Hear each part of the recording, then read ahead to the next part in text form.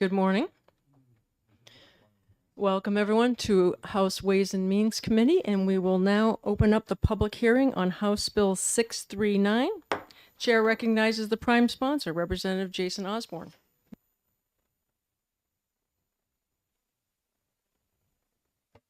Good morning, everyone. I'm glad to see most everyone remembered to set their clocks. I almost didn't. Luckily, these newfangled phones, they do it for you. So the alarm went off as anticipated.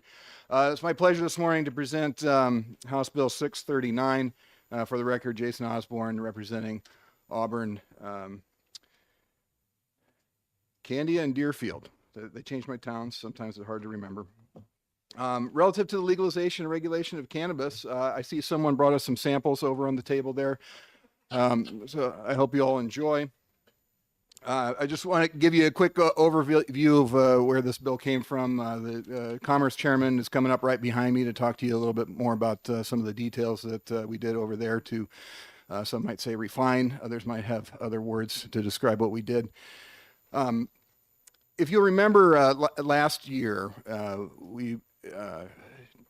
Chairman Abbas sponsored a legalization bill that was quite different than what we have attempted in the past. It's ability of running cannabis stores, much like they do with liquor today. And if you'll remember, if you were around last year, there were very few of us who thought that was a good idea. The reason we did that was to appease some other people that are in the legislative production chain, if you will, and it didn't quite work. So this year, over the summer, a whole group of interested parties got together to put together the first draft of what you have in front of you today, and people from the industry, people from the recovery community. You have AFP on one side, the ACLU on another side, everyone all working together to try to solve this problem that we've been going back and forth on for year after year after year. I'm sure you know that the House routinely passes some kind of bill like this every year, and the other body routinely shuts it down. And so we would like to get this solved once and for all. So what we did in Commerce, we kind of applied some of the objections that we heard from the other body last year, in that things like they do not want to see people growing themselves at home. We are strongly convinced that would be a deal killer, so that's out. We don't talk in this product about annulling past offenses. That's a topic that can be left for another day. The other big change, two big changes. One, the idea that was presented by the group over the summer was that we would form a brand new commission, kind of like the Liquor Commission, but a commission that would deal just in cannabis. And it was the thought of the Commerce Committee that I'm sure that the chairman will talk to you about, that why reinvent the wheel? We've already got a commission, the Liquor Commission, that's more than happy to take this on. And rather than approach it like the sale of liquor, like we did with the bill last year, instead we're kind of treating it like we do tobacco, where we license businesses to sell and as well as cultivate. And so we hope that addresses the spirit of what was desired by giving control of this new industry over to the Liquor Commission, but overcoming the issues that some had with it, including myself, such as not having the state itself run the stores and not employ the people selling the product, as well as having to front all the money to build the stores. Right, so that there's no money allocated for building new stores. It's all around regulation, licensing, The other big change that we made was around the taxation. The idea that was brought to us over the summer was to attach cannabis to the rooms and meals sales tax. And there are various reasons for that. One would be that there are a number of legislators who don't like creating new taxes, myself obviously included. And so the idea was, well, if we just attach it to an existing tax, then we're not creating a new tax. I think, at least speaking for myself, that you don't need to find me a loophole to pretend like I'm not creating a new tax when I am. So no matter what we do, we are going to be extracting new revenue from the industry because it does not exist today. And I would look at it as, not creating a new tax, but replacing one. Because whether you like it or not, there is a tax on cannabis today, and it's an enforcement tax, right? Because it exists in the black market, the cost is baked into the price of the good of having to deal with avoiding law enforcement. Right? It's just a simple supply and demand analysis, right? So what we said was, we also know that the other body, I won't name them, does not like meddling cannabis with the rooms and meals tax. The feeling, as it's been described to me, is the more things that we add onto that tax, the more it makes it look like a general sales tax, and people don't like the look of that. And I can completely respect that. So what we did was we looked at our surrounding states and how they do their taxation. We thought, well, why don't we just do what Maine does and then cut it in half? And then we said, well, why make it that complicated? Let's just have one single tax on the cultivation level, and the 15% that we came up with would be about half of the total tax that our neighboring state of Maine charges. So that's the basic overview. I know you're here to talk about revenues and whatnot. So I would say whatever you guys do with this bill going forward, my strong desire would be that we keep in compliance costs and taxation as low as possible. Right? The primary goal here is to eliminate the black market, to take these products out of the purview of gangsters and thugs, and put them into the legitimate marketplace to keep people safe and to keep these products out of the hands of children, and keep adults who are using them as safe as possible. And you can only do that in a transparent and well-regulated market. So I'm happy to take any questions if you have any, or let the smart people go. Thank you, Representative. Questions? Yes, Representative Ullery. Thank you for taking my question. It's my understanding that one of the biggest revenue generators are the edible cannabis products, and it seems to me that on page 3, the definition of cannabis doesn't include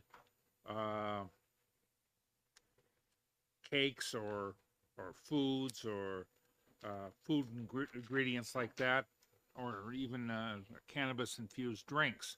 So are edibles, does this bill only apply to joints or blunts, or does it apply to edibles as well? And where am I missing that? Right. If you skip over to page 4, there's a definition of cannabis products. Well, that's regular. But you're defining cannabis as not including, and then you're defining it as including. Okay, I hear that someone else can answer this question. Thank you, John. Representative Fellows. Thank you, Madam Chair. I'm wondering if you can speak to the production chain chain that you're envisioning? Because when I see that the proposed tax is on the wholesale product, I'm not clear about where that would be in the chain of developing the products. Yes, I will let someone else speak to that as well. But so there's a cultivation, then there's manufacturing, and then there's retail. So this would be as it is transferred from the cultivator to the manufacturer. Representative Ors.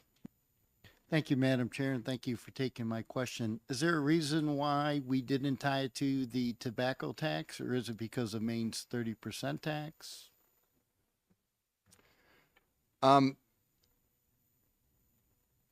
So I don't know why we didn't look at the tobacco tax in relation to this, but I think the thought process was start with our neighbors and then cut it in half. Okay. Other questions from the committee? Oh, Representative Almy. Thank you. You say tax as little as possible, but you're using the 15%, which seems to be the highest number that in the things that I've read that people are using outside of California, which is not selling very much marijuana because of it. No, I hear you, but you'll see that these other states, they have multiple taxes at all different levels of the production. So the 15% at the wholesale, I believe, if you were to convert that to a retail tax, would be something less, like 6.5%, At the most. just off the top of my head. Follow up. It's actually a separate question. Have you talked to any cultivators? Has the committee talked to any cultivators? Yes. Well, that's interesting. So have I. Thank you. Representative Ullery. Thank you for a second question, and maybe you can't answer this, but it's my understanding on the federal tax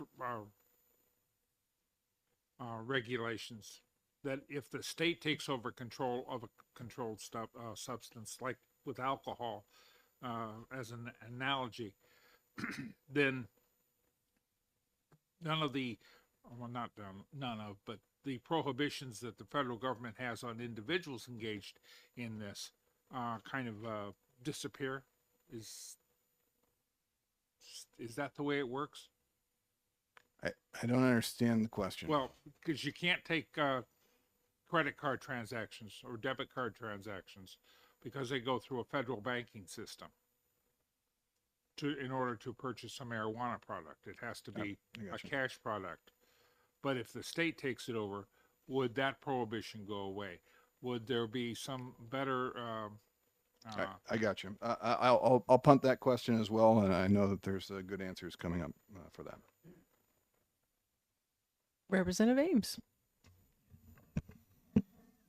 Thank you for your presentation. And what I was particularly interested in, and I'm particularly interested in as we look at the bill, is the movement from our rooms and meals tax to the tax on at the cultivator level, and why. And you spoke to that, and it has to do with the Senate's wanting to get this by the Senate, as I understand it.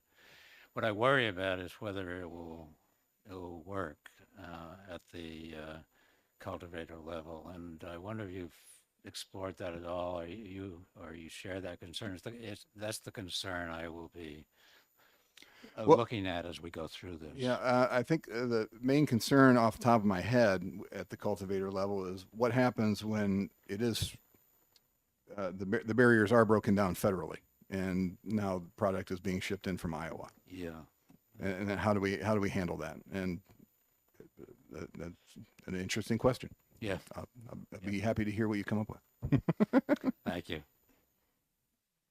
Oh, Representative Rushford. Yes, thank you, Madam Chair.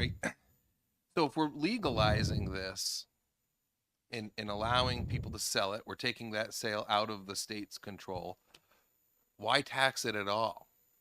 I mean, these people that are selling it are going to pay business profits taxes, business enterprises taxes.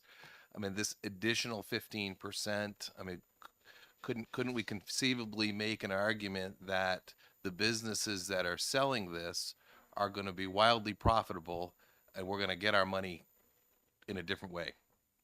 I like the way you think, Representative. I happen to agree, and if you could find me, 201 votes plus another 14 votes plus another governor, I Got would it. love to go along with that. 10-4. Other questions for the representative? Seeing none, thank you for your testimony. Okay, the chair will recognize Representative Hunt. Welcome. Thank you. Good morning. I am Representative John Hunt, representing Ringe. And to begin, I would say I've never done this before, so this is a very interesting process. Generally, when Commerce passes legislation, we generally do not have any new taxation involved or new revenues involved. Having said that, I would say that this is the first time that this legislation has come to Commerce. And the way we looked at it in Commerce is that our most important is not to reinvent the wheel. And that we did see that we somewhat have the model of the Liquor Commission and our liquor statutes.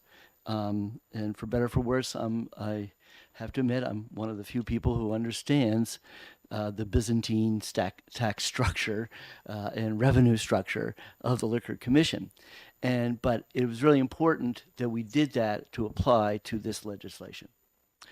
And having said that, many people think in terms of the liquor stores and how that back when our forefathers in 1934 created the commission after the prohibition was repealed, in their mind was that the state should make the profit.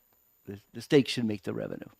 And that model it was obviously working very well, but it was based on the concept that New Hampshire didn't make any distilled liquors at the time, and but other states did, and other countries had wine. And so the idea was that the Liquor Commission would buy it in bulk and sell it at retail and make a very large margin. And that model is still true today. So when this marijuana bill showed up in our committee, the first thing I had to learn is that no, marijuana is not coming from any other state or any other country like we would do with liquor.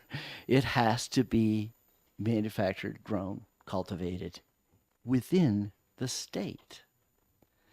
So that means this legislation is not only trying to, we're going to be doing something different, it has to create whole new industries. And then figure out how we're going to license, regulate them, and ensure the same goals that the Liquor Commission has always had. And when we, in a little side story, the Commission is also in charge of enforcement of the tobacco laws. And yes, believe it or not, I was the chair of that subcommittee. Donna Sitek, when she was speaker, asked me to steer that piece of legislation through to how the commission is also is the enforcement. And it really made sense because most of the tobacco sellers were also selling beer. And so therefore, the two goals that we have which is not to serve anybody who has overconsumed, and more importantly, not to serve it to anybody under 21. And taking that same goal, same ideas of what the commission does, it made sense for us to just add this new category. The legislation, when it came over, created a whole new commission, whole new enforcement division, whole new regulator, and the Commerce Committee says, well, that's reinventing the wheel. Why would we do that? We already have a commission now who, again, they have, the deputies, they have the hearings process, they have all those things already in place, and the enforcement to ensure that our licensees comply. Why would you go out and create a whole new new entity. But we knew we could not use the liquor, the distilled wine model, because it's all coming from in-state. So then we looked over at the other model that we have, and that is how we deal with beer in the state of New Hampshire.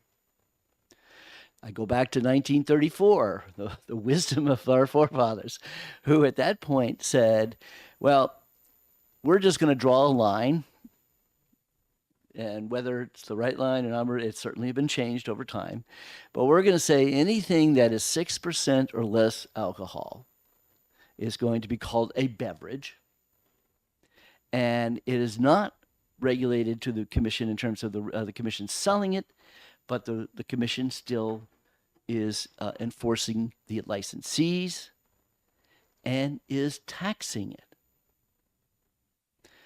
The tax right now is 30 cents a gallon, and that is gallon, not dollar value, which is interesting because I remember when Steve Valancourt put in a bill that said that we should be taxing it based upon the value, because he says beer nowadays is getting more and more expensive, and we're leaving money on the table because we're charging, lager, we're charging the same tax rate as a custom brew. But that bill died. At any rate, so it's always been 30 cents, and all the other states around us have the same basic model of a gallonage tax. It's not a very high tax. But what's interesting about that tax is that that tax is collected by the beer distributors, who are the middlemen. And we actually have in our statute right now, we have a requirement that any licensee, that can be whether you're an on-premise or off-premise licensee, any licensee has to pay their bill, their beer bill, within 15 days. And this means the state is actually creating a statute that requires someone to have to pay their bills on time. And why? Well, because in that bill is the tax. So this is nothing new with the idea of requiring somebody who's an integral in the process to collect the tax and have it built into the product. So now we get to how we decided to do this at the cultivator's level. Okay, if you say, well, this compared to the beer model, well, the beer model was the beer manufacturer makes that beer, but up until I passed a legislation many years ago, but allow beer manufacturers to self-distribute. Believe it or not, when we first created the law for more than 40 years, they had to go through a distributor. A beer manufacturer had to go through a distributor. And maybe that's because the distributor was the one who was collecting the tax. I'm not going to say that's why, but that's just the history. Notwithstanding is that when we changed the law and we now allow beverage manufacturers to actually produce, let you buy a beer right there at their location, yes, they're now collecting that 30 cents a gallon tax. And on top of that, because they're serving it to a customer, they do have to pay the meals tax. Obviously, marijuana is not going to be that way. You cannot consume marijuana on location. We will never have an on-premise licensee with marijuana. But what we can say is, if you look at the 3 tiers, ironically it's 3 tiers, is that we have the cultivators, which are the people who are growing it. This is the most highly regulated manufacturing business New Hampshire would ever get involved in terms of who these people are, what way they're doing it, because literally many states, they actually have a little barcode around every plant. Okay, now I don't know if we're going to get to that point, but the key element is the commission is going to ensure that marijuana, the integrity of that marijuana being grown, is maintained inside that cultivator level. The cultivators will then sell it in bag form or whatever, in bud form, and that is the manufacturing level. The manufacturing level can make brownies. Oh, they're gone. Make brownies. They can make gummies. They can roll joints. They can do anything they think in terms of packaging the product.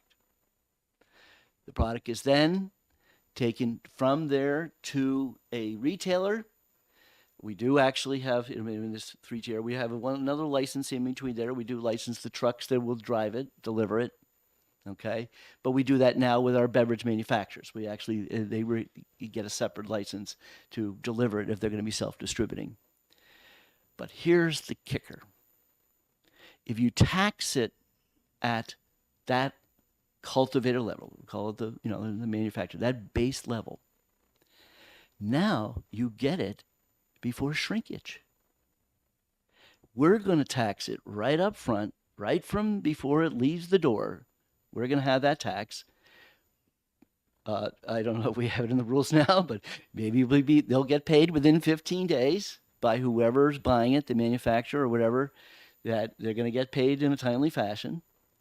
But we're going to tax it at that beginning level, because let's face it, there's going to be shrinkage when that gets out of there in that form, the bud form, and gets into the kitchen or wherever whatever these processors or whatever they're doing, there's going to be shrinkage.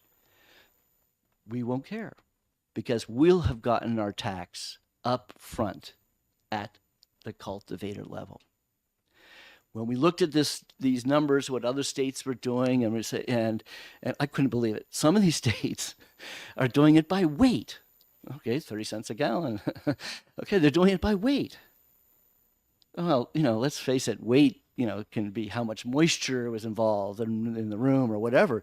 But the idea that now we need to bring the Department of Weights and coming in, not only are we going to check gas pumps, but scales in restaurants, but now we're going to check the scales and how oh, come on. No, that is not the New Hampshire way of doing something. We want to keep it simple and straightforward. So this way we're doing this is that 15% tax is on the wholesale price as it's then sold to the middlemen, the manufacturers, the processors. So we're going to get the full value. We're going to get our 15%. We don't care what they end up doing it. The manufacturer might put a little away. They might do, who knows what they do, how efficient they are. I think they'll be pretty good at it. I don't think they're going to want shrinkage, but there may be some. But more importantly, by the time it gets to the retail level, it's already, for the better word, is already baked in. And now all our retailers can advertise that it's tax-free to the consumer. Not that was important to us, that was not the governor. The governor that on this that made the most sense to us was they're going, of all the licensees, the one you're going to have the least amount of licensees is going to be the cultivators. And in this way, we know those cultivators are highly regulated. We're going to be keeping a lot of eyes on what they're doing and what's going in and out of their buildings. And so because they're so highly regulated, it really makes sense for them to be the one that collects the tax when they sell it as a wholesale product to those manufacturers. The only other thing that I think this committee would have purview over is the fees of all these different licensees. And at this point, and I'm sure you all know this, and that is that the fee, any license fees, should be a true reflection of the departmental's costs to provide those licenses. It is not a profit center. So therefore, we don't know how much the licensing fee should be at this point in time, because we don't know how many people are going to be getting into the business. We don't know the denominator, the numerator. We still have those numbers to work for, and those are in rules in this bill. So that's a player to be named later, what those fees are. I would say the Liquor Committee, in terms of as the legislature, Commerce Committee, we deal with these fees often enough to know that it is a little complicated, because you want to vary the fee based on how big of a production or how big of an entity is. So we actually, we say if you're only going to be making a very small amount of beer or a small amount of wine or distill, that our fee is less than if you're a big guy. So that's actually also, again, reflected in what will happen in the rulemaking. At the end of the day, any new cost to the commission to implement this and enforce it will obviously have to be baked into those fees that will be determined later. And with that, I will finish my testimony. That was very helpful. Thank you for giving the broad overview and the construct. Very helpful. Obviously, we all know that the construct has already passed the House Yes. handedly. So we're going to be very focused on the revenue and the taxation policy. Can you talk to us a little bit about where you came up with that 15%? Where did that number? Well, I was originally, we were at more like 10. We were looking at other states. Again, we're looking at, they're doing it by weight, a lot of the states.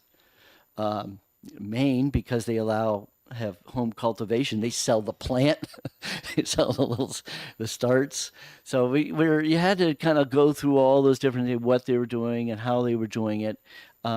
So it did seem that most, if you would get down to it, that 10% the cultivator level seemed reasonable, and then 5% at the retail level.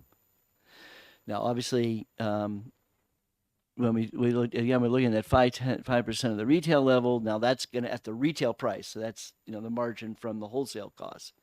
So we said, well, what the heck? Because of this idea that it's much better to tax it when we know we're getting the full product, untainted, not worried about whether it's got sugar mixed into it because it's a brownie or a gummy or whatever. That by taxing it at that cultivator level, the wholesale level, it seemed that a good revenue number is just to take that 5%, move it over to the wholesale level. Now, obviously, that's not true the same, but again, it actually gives a little bit more revenue.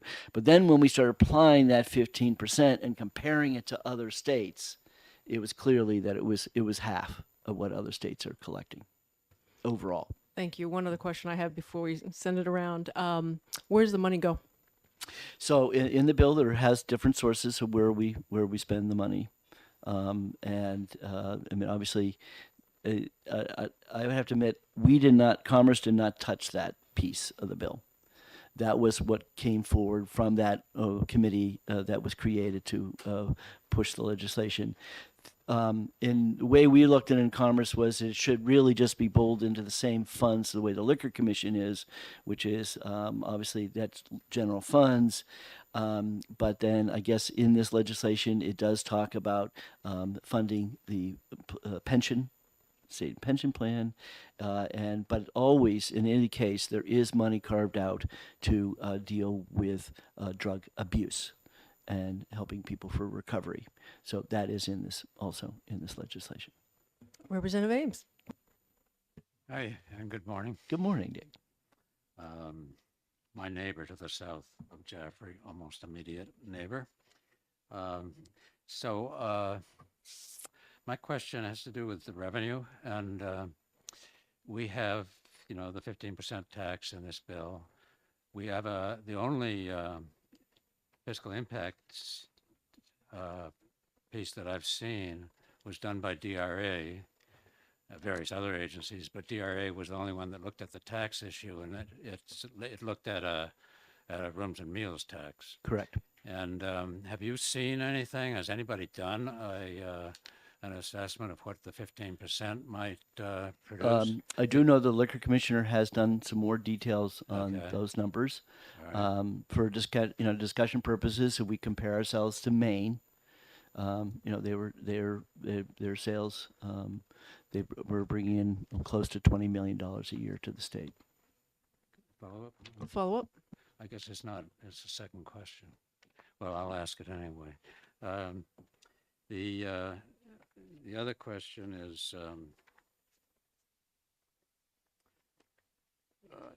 it's not the fiscal impact. Yeah, it's this question. You said that this will be a tax on the wholesale price as sold to the processors. And I guess that's okay. It actually speaks of gross revenues realized by the processor. It would be the subject of the tax. But what I'm wondering about is how do you determine that in the case of a vertically integrated enterprise that's got all elements, you know. Right. That's why we're going right to the beginning. Okay. The cultivator, the only thing the cultivator is producing, they're not doing it. They're not processing it. Now, if they decide that they want to, let's say they want to be the full tier, which back in their forefathers didn't let that happen with the 3-tier system, but let's say we did, then it's simply as they have their calculation of how much they're distributing it to their other division that's processing it. And so that is where the tax would then be collected. Representative Platt. Thank you, Madam Chair. Thank you for taking my question. I got two, actually. What does Massachusetts charge? Less, I have to, I mean, it's a little confusing because they have multiple levels of taxation, plus they then do a sales tax on top of it. So it's all over it's multiple levels of taxation. I can't, but it's more than 20%. And then when you add in the sales, it's going to be close to 25%. I forgot the second one. Just so you know, I just was handed out some fiscal notes, so I will pass those out in a moment. But we'll continue listening to this. Representative Ulrich. Thank you, Madam Chair. Thank you, Chair. You're welcome. Must be high because there's a whole bunch of rank here. Just to characterize the taxation scheme, would reverse VAT be a good, because you don't have the step by step tax increase. You've got a tax, and then that tax is divided across all the products that are made. So we have 15 cents here. By the time it gets down to a single item, it's a division of a division of a division of that 15 cents applied to the product. Would that be an adequate characterization? When I was thinking of my testimony, I was going to bring up the VAT tax, and I said, well, I don't want to get in, it's somewhat a little convoluted, but I realized that this is Ways and Means, so you guys all know what the VAT tax is about. But, so yes, you're correct. And Madam Chair, my other question, the other question I ask is, you're defining cannabis in one place, and it's not a food product, and then when you define cannabis products, it is a food product, but you're using the word cannabis, and when you define the word cannabis, it excludes food, and then cannabis products includes food. Do we need to get some? If there's some clarification there, I certainly. I mean, the problem we had was it was an early bill, so we were somewhat rushed to get it out. So I know that there. I've heard that some typos and some references that need to be cleaned up, but which we would consider that a very germane amendment. Other first questions, Representative Fellows. Thank you, Madam Chair. Good morning. Hi, Sally. Nice to see you. Your committee of Commerce and Consumer Affairs, did they give any consideration to some kind of structure that keeps the cost of products with a lower THC potency lower than the more potent products? Because, I think some states have a tax system that taxes at a lower rate for the ones with the lower THC. Or do you think that maybe that just will kind of come out in the wash? The price. It comes out in the price. Because of the Exactly. products with the lower THC, you would Obviously, you anticipate would that charge those less. would be Exactly. lower. Okay, thank you. Did your committee talk Yes, about we that? did. We had talked about it because, again, talking about other states, some states actually cap how much the size of it is. But, at the end of the day, it's how much a person's buying it. So if they cap it at 5% 5 milligrams, and you sell 20 of them. Now that's no different than if you had it at 10 milligrams and you only sold 10 of them. But then the price, obviously, it reflects the differences. Representative Almy. Thank you.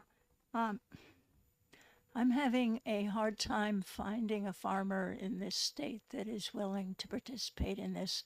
I think when you call them cultivators, Cultivators, correct. you are talking about businesses with greenhouses and vertical integration. Absolutely. Well, I don't know about vertical, what you mean by vertical, but that, yes, they're highly regulated, highly, and they're airtight. They have their special ventilation systems. I think they'll be big electric consumers, so they might have to have some net metering there. Yes, solar installations as well. Yes. But so we really do have to solve the vertical integration problem with this. It's interesting that you bring that up because Vermont evidently didn't really think that one through and realized that there was a delay in being able to have enough product to sell to consumers. So we have the advantage of seeing what other states have done and what the problems are. So we are under no illusion that this is going to deliver money anytime soon because it's going to take a while for them to get going. We have to create the rules in terms of what they are. You have to have cities to approve. Have to vote to approve to allow these to occur, and how many they want, and where do they want to zone them, where they want them. So cities and towns absolutely have, are going to be involved in that upfront beginning process. So yeah, today is a long way away from when this is really going to be happening. That is true. And another thing that Vermont does. Follow up. Yes, thank you. Another thing that Vermont does is to allow and I think encourage outdoor cultivators. They've already had to close down one because you can't control the quality outdoors. You can't control droughts. And more importantly, you control can't pests. the shrinkage. Yeah. Yeah, animal Uh, shrinkage or Huge weather thing. shrinkage. Right. I would say is that I would be very surprised. No, in terms of going through other states, Vermont is probably the only one that did that, and I'm sure that was done in trying to be a little more natural about the things, about the plants. But in reality, this is a controlled product that we want to make sure that nobody can just stumble onto it in the woods and say, boy, I'm going to steal a butt or two. I see a Just whole bunch one of last other. follow-up. Okay, go ahead. Follow up. So why did you leave in the ability to cultivate outdoors? We're pro-choice, if that's something they want to do, but I can't imagine that, Harry. But if you think that's a bad idea, then I would urge we take that up in the Senate because that's a policy decision. That if you think we should take that out. Representative Leapley. Thank you. Thank you for your presentation. This is a lot to process. It's a long bill. Yes, I it is. appreciate you coming to walk us through it. As I'm trying to understand from, the seed to the the person consuming, I'm thinking about the process, and I'm thinking a lot of people probably would be interested in jumping in at that processor manufacturer stage, like that's a value added stage, right? Yes. Where you can see a lot of profit being made there. My concern is that it picks up on the representative's concern about farmers wanting to do this. And I'm wondering about that's also the level where we're taxing them. So it seems like that I see that as being the difficult part to get off the ground. And so I'm wondering why not put the tax where there's more interest in participating or a lower bar to get into the market. So I'm concerned that putting all the tax on the farmer is going to make it even more difficult or less interesting monetarily for people to get involved. I guess the way I saw it was that we certainly allowing for small operations, and that the fees would be less for smaller. And obviously the tax is still the same, but that you would just, it's a cost of doing business. I mean, in terms of that 15%, in terms of it is a cost. But again, we're taxing at the most basic level, the product that you're dealing with. So if you think about if they were going to make, the gummy bears or whatever the other products, that there's a lot of room there for them to to amortize that 15%, that tax, whatever it is, in terms of that spread. And they won't have to worry about that. That's the key thing. They don't have to worry that, that if I charge too much for this, am I now hurting myself because of a tax? No. So at that point, you're going to charge what you think is the real market value of the product. Can I have a follow-up? So just to continue along that line, it seems like if I were interested in getting involved in this business, as a farmer, there's no way I wouldn't continue up the chain, because it seems like you would have such an interest in being at the processor level, because that's where you can really make a profit. Versus the retail? No, all the way up. Yeah. Okay. You wouldn't want to do all three, right? I think that they would, yeah. And it just seems like it just seems really like that farmer, that cultivator is just such a high bar. So that was my concern about, are we just making it that much harder by putting the tax at that level? I wasn't sure if you had discussed that. I would in have your to say committee. that my first reaction, I was a little concerned that, that this by doing it the upfront that way. But then when I realized that in any time, again, when we do the beer tax, where we tax it when it goes from the distributor to the retailer, it's up front in that 15 days. So as long as that, the bill is paid on time, then it's not a cash flow problem. That's where I came out. But as long as you had that same 15-day arrangement, then no, it's not going to hurt you at all. Yeah, you're welcome. Representative Bolton. Thank you, Madam Chair. I've got a question regarding the alternative treatment centers and the cultivators that are being engaged to supply Yes. them. Are they at all perhaps interested or? I piece of believe they ramp are. up? I believe Okay. they are, and this will certainly allow them to be able to produce it. Could I follow up? Could I ask how many cultivators are there? I believe we only have 5 ATCs in the state. Okay, thank you. Okay, second round of questions, if the representative will entertain them. Representative Spilsbury. Thank you, Madam Chair. Thank you, Chairman Hunt. Very complicated, and I'm just starting to try to wrap my head around it. So it strikes me that when we make an analogy to the beer tax or the way that we tax fuel at the pump, the tax is applied at the wholesale level, but it's being applied to a finished product. And it's not applied at the retail purchase point, but it's the same product. Here it seems to me we're moving in a different direction, and we're taxing what is essentially a material before it's converted into the final product. It's really an ingredient. It strikes me from what I've heard, not a user, not familiar, but it sounds like a very significant percentage of the sales will be processed product as opposed to 90%. Yeah, I can't Right. imagine there will be that many bud sales. Get the bag of bud. No. the closest to the raw material would be a reefer. Right. So I'm not seeing the analogy to beer. I'm stretching for another analogy with How about timber with tax? gasoline. Mhm. And I just came up with that. But if you give me a couple more minutes, I'll think of some more. But you guys know all the taxes. No, no. So you can come So- up with. You should do better than me. Then. But timber tax is, so thinking out is loud, I raw think- material. We I think tax you're in the onto raw something, cutting. and I want to consider this, but the analogies that I was going to didn't seem clear. So if I can have a follow-up question then.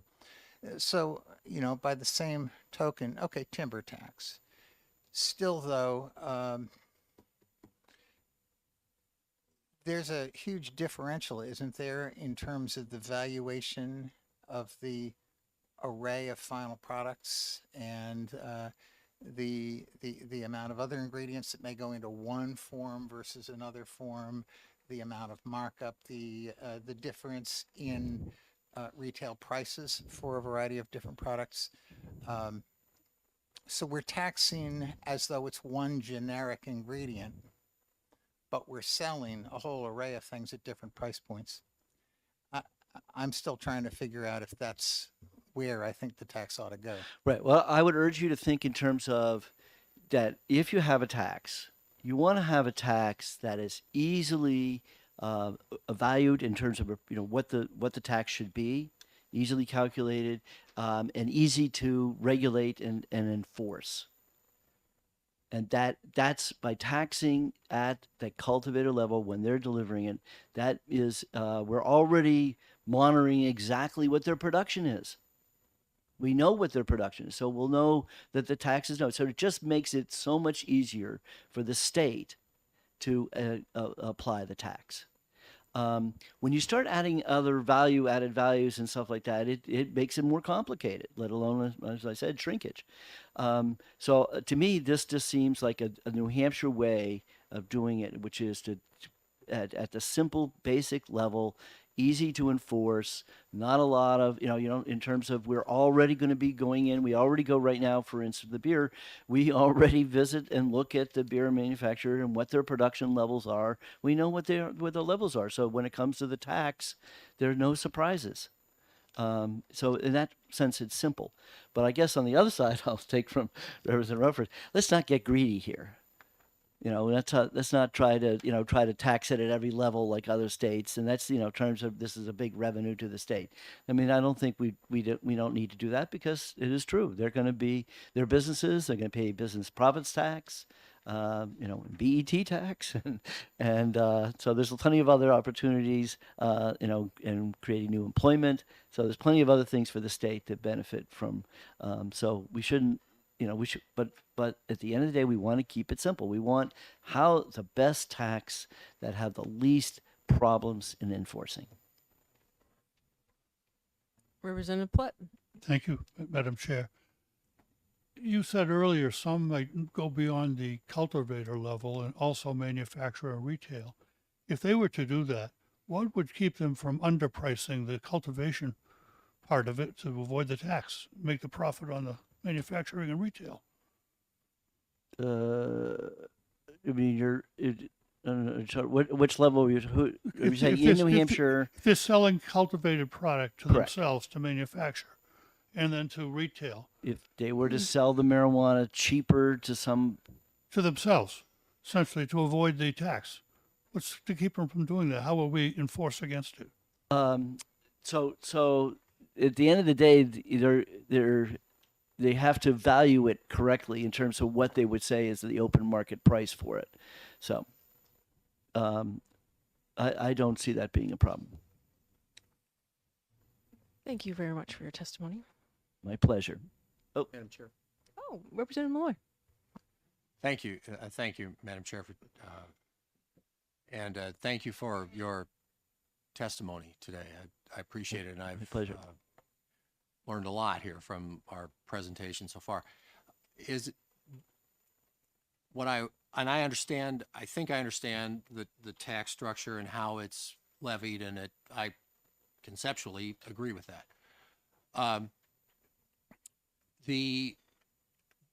Do I understand that there are different levels of the active ingredient in this product, and that regardless of the level of the active ingredient, it would still be taxed at 15% coming from the cultivator, regardless of the strength, regardless of the quality, regardless of however these things are measured? That's my question. There is the interesting element that, and every state has done this, is requirements that the product is tested. And they do it for multiple reasons. Obviously, the most important is safety, is making sure that the product is safe and appropriate. And we certainly don't want to, have I don't know, chemicals or whatever, DDT sprayed on top of these plants. So that is the testing. It is a requirement to know what it is.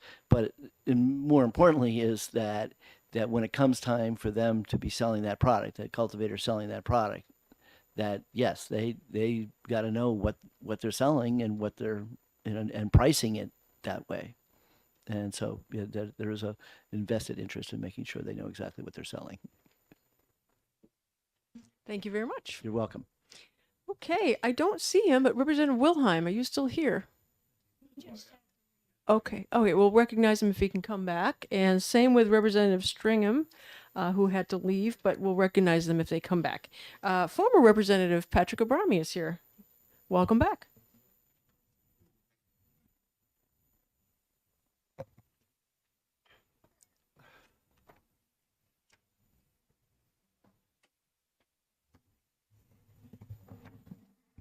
Thank you, Madam Chair and members. For the record,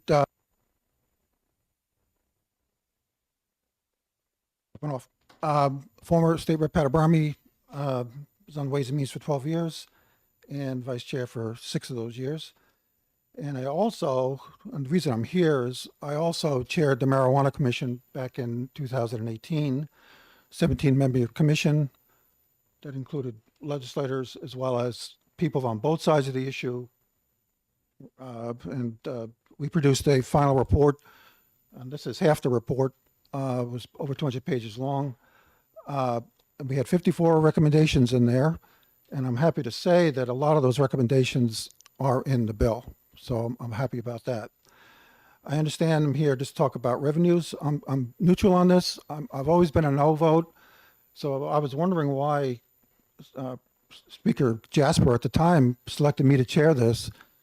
My goal was to be fair. And our role in the Cannabis Commission is to come up with the best model for the state if we were to do this in the future. And at the time, there were only 8 states that had legalized. And we spoke to all of those 8 states via Skype, actually, because that was before our current age technology. And we learned a lot. But anyway, I produced a document, 4 pages.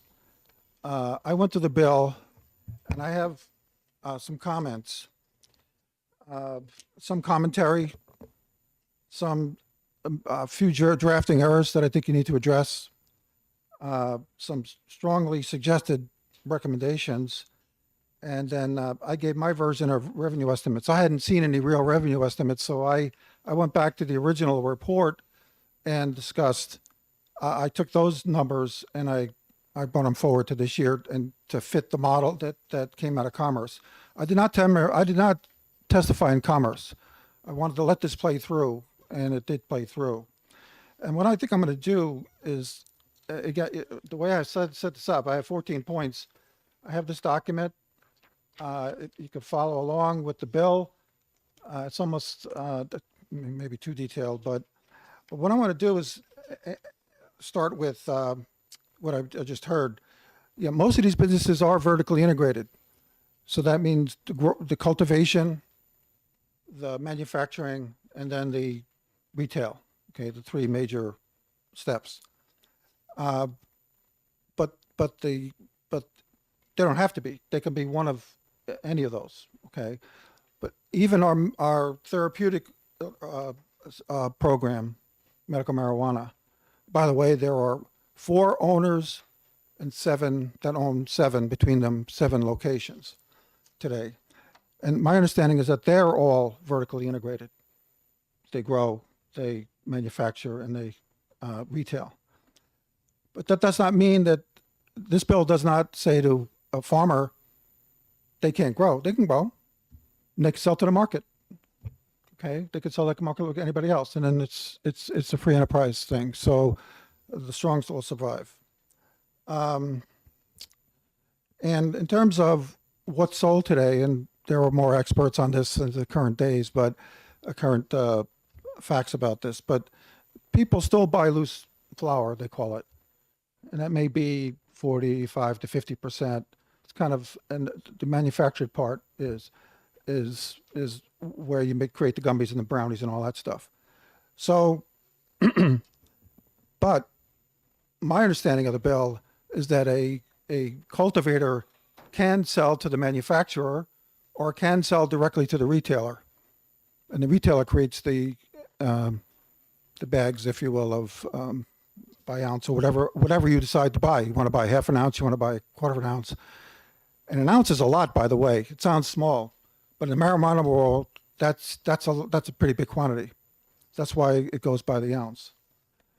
So, if you follow along, some comments on page 1, line 3. There's going to be revenue going to education. Well, that won't happen for a long time. I think 130 years from now. If you look at the unfunded pension liability of $5.69 billion, and I estimate around 43 million at best case, that's divide the two numbers, that's 130 years from now. So I think it's a little, I don't think we need to advertise to the legislature, because that may sway some legislators to vote yes on this if they think money's going to education. And education money only kicks in when we solve the pension liability problem. When I was first a legislator 12 years ago, that problem was $5 billion and was supposed to, I heard, oh, it was going to get better. Well, now it's 5.6 in 12 years, it's 5.69 billion. So this will help, having the money go there. It'll help reduce that number, but I don't think it's going to go away in our lifetime. So education will never see the money. The way the bill is written, education gets the money once we solve the pension liability problem. On page 1, line 15, this is in the purpose statement.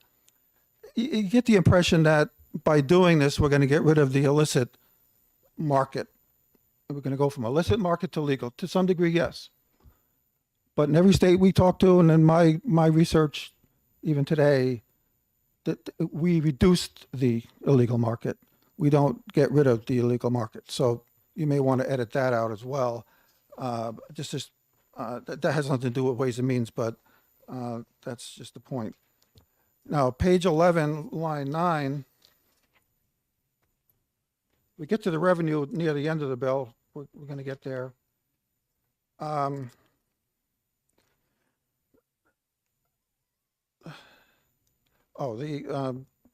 be talking about the, these are,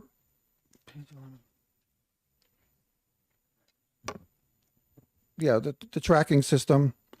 That's very important. The bill does call for, it's a may. It's a may, not a may, it's a shall. They shall have, these businesses shall use the tracking system. And most states, what they do, and I think will happen here, is that the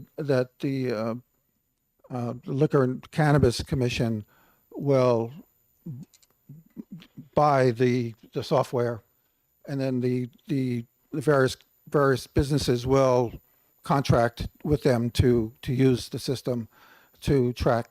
The point is that that's a very important feature, because later on I'm going to recommend, other than what Representative Hunt said, I think we should be, I agree with 100% with the taxing at the cultivation level.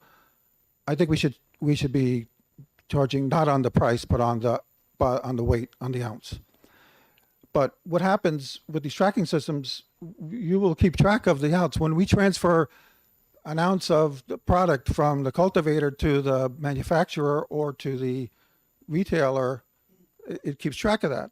We know where it goes. So there's an auditing mechanism with the tracking system for following the revenue as well. And that's why I mentioned it here, so that mechanism will be in place. I did miss one on line 4 and page 4 and line 9. It talks about concentrated, the issue of concentrated came up. Yeah, it said concentrated cannabis products. What people don't understand is some of these products are very potent stuff. The concentrates, and they create these waxes that they dab. They take the wax, they heat it up. It goes from solid to vapor, and and it's 94% THC. Okay, so that's just a little commentary on that. I know that was off. That was anyone. Yeah, well, let's try to, if we can, try to really focus it in on Yeah, the I am gonna revenue stuff focus that on we it, can right. actually weigh I in knew you were on. going to do that. Thank So, you. line 12, page 12.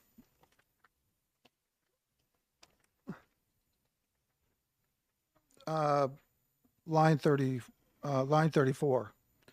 Here's one we started talking about, and you've heard already about the alternative treatment centers. And the bill is kind of silent on, and it also has to do with the dual, there's, in the bill, there's a provision for dual use certificates so that the ATCs can also sell retail.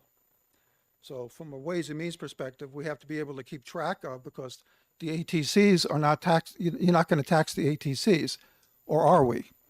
I don't know, for the product. So I think there's somebody from the alternative treatment centers here. Hopefully they will address that. So that's something that's silent in the bill. I think it needs to be addressed. How do we handle we want to make sure that when product transfers from, because we're going to also allow ATCs to sell to the retail market. That's fine. That should be taxed. But but these ATCs grow. So when they sell to the manufacturer, to the retail market for recreational, is that part taxed? So we need to have a mechanism in the bill to make sure that we're only taxing the recreational marijuana that's being used for recreational. On page 13, this is just a real typo thing. On line 26, it goes it goes A in parentheses, B in parentheses, then it goes to D in parentheses. I'm assuming it means C in parentheses, or it could be, it goes 1 in parentheses, 2 in parentheses, 3 parentheses. I think it should be, it's either D in parentheses or 4 in parentheses. It's not clear. So that needs to be fixed. Page 14, line 13. Again, Representative, that is not really related to the taxation. No, but part. I'm pointing out to the committee. I'm trying to do you a favor to fix the bill. If you wouldn't mind, though, focusing on your right. verbal testimony on the revenue All stuff, right, that'd be great. page 14, line 13. A municipality may enact an ordinance prohibiting, to me, this is an opt-out clause. I strongly recommend that we put an opt-in clause, and I'll let that one go through. Lottery uses opt-in. Keno, we did opt-in. To me, this is an opt-out clause, and I'll say it there. I'll leave it at that. Page 21.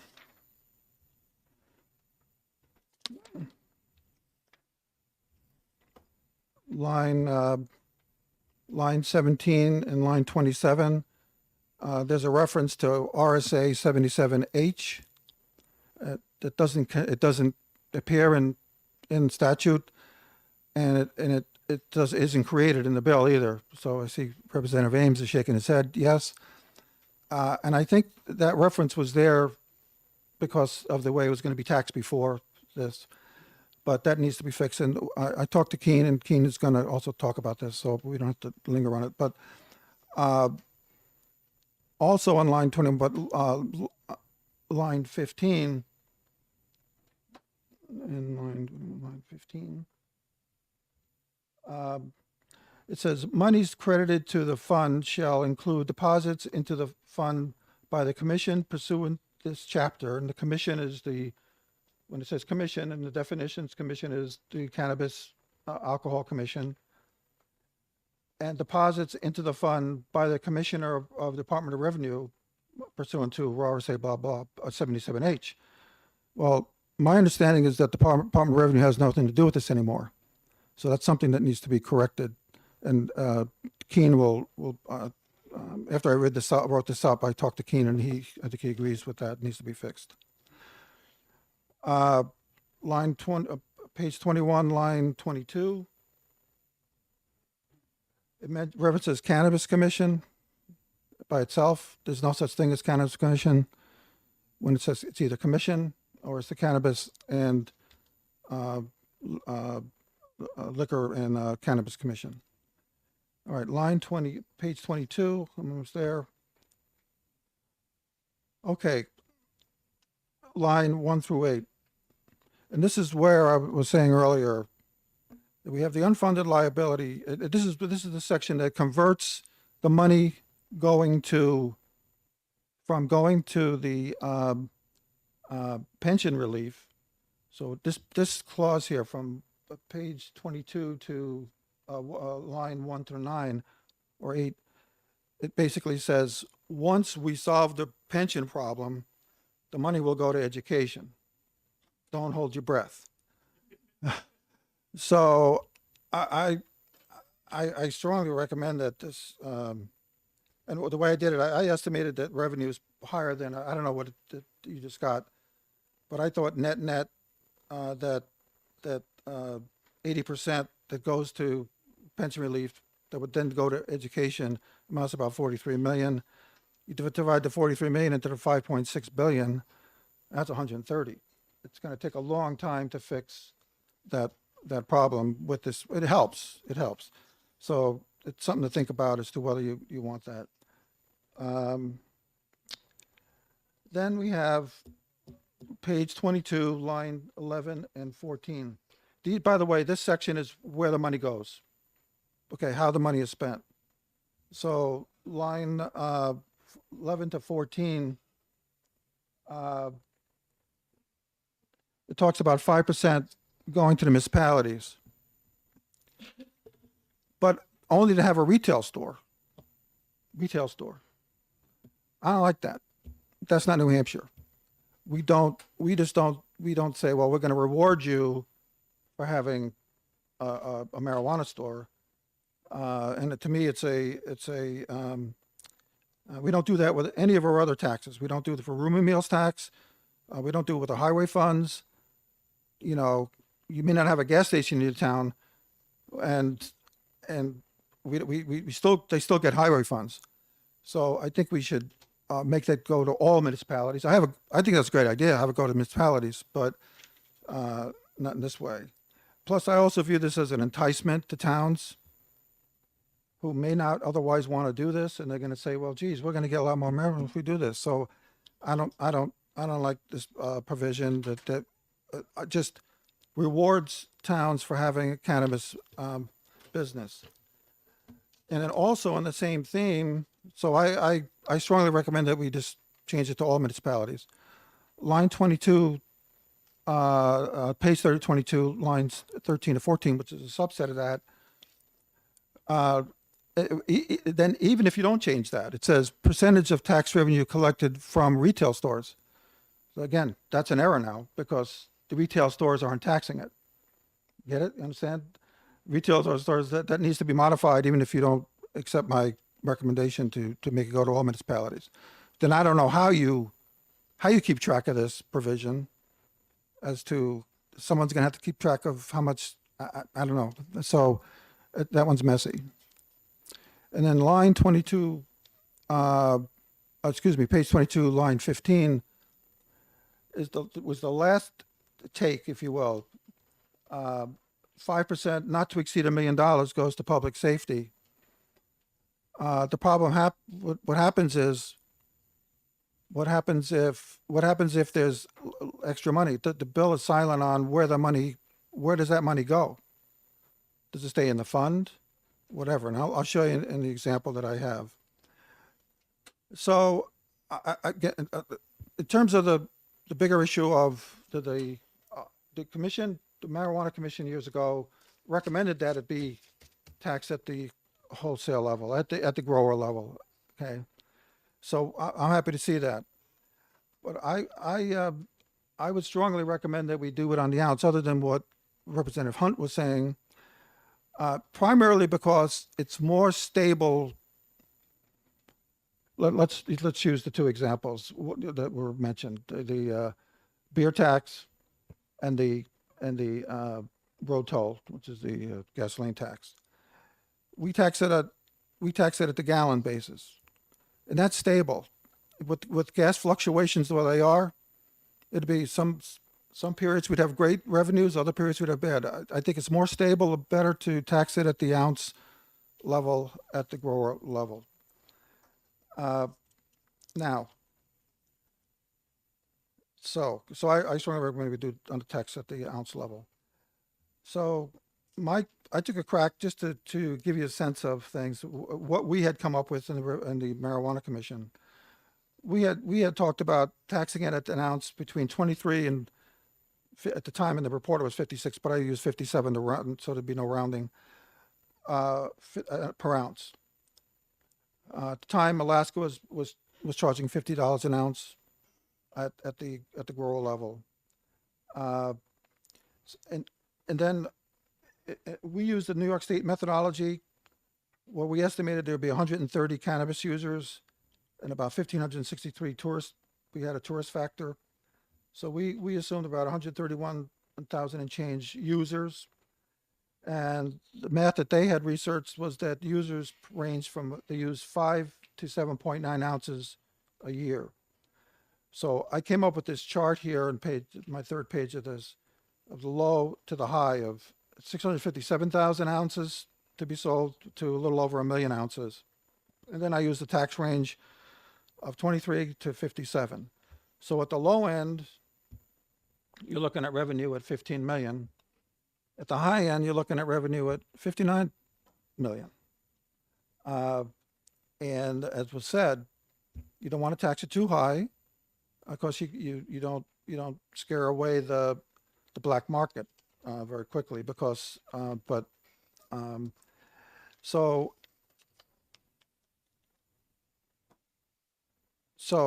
if I had to pick, I would pick somewhere in the $50 range, 50, that range.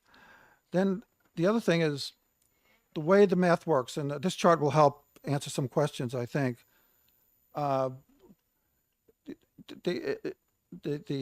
The percentages get applied after the cost of running the program comes off the top.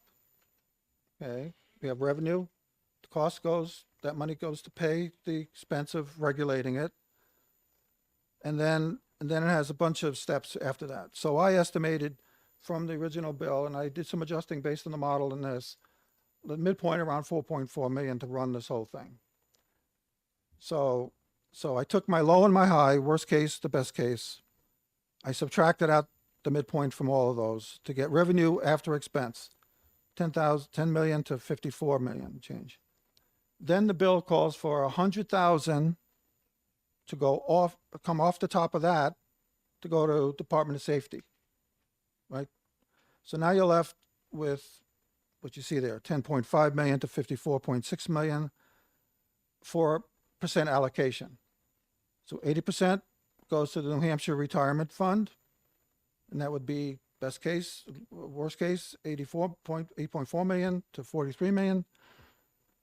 Then 10% goes to substance abuse, and you can see the numbers there. And then 5% goes to the municipalities, and then the rest goes to public. The 5% goes to public safety, but with a cap of $1 million. So you can see in this example, if the revenues were 15 million, we'd be left with no additional money.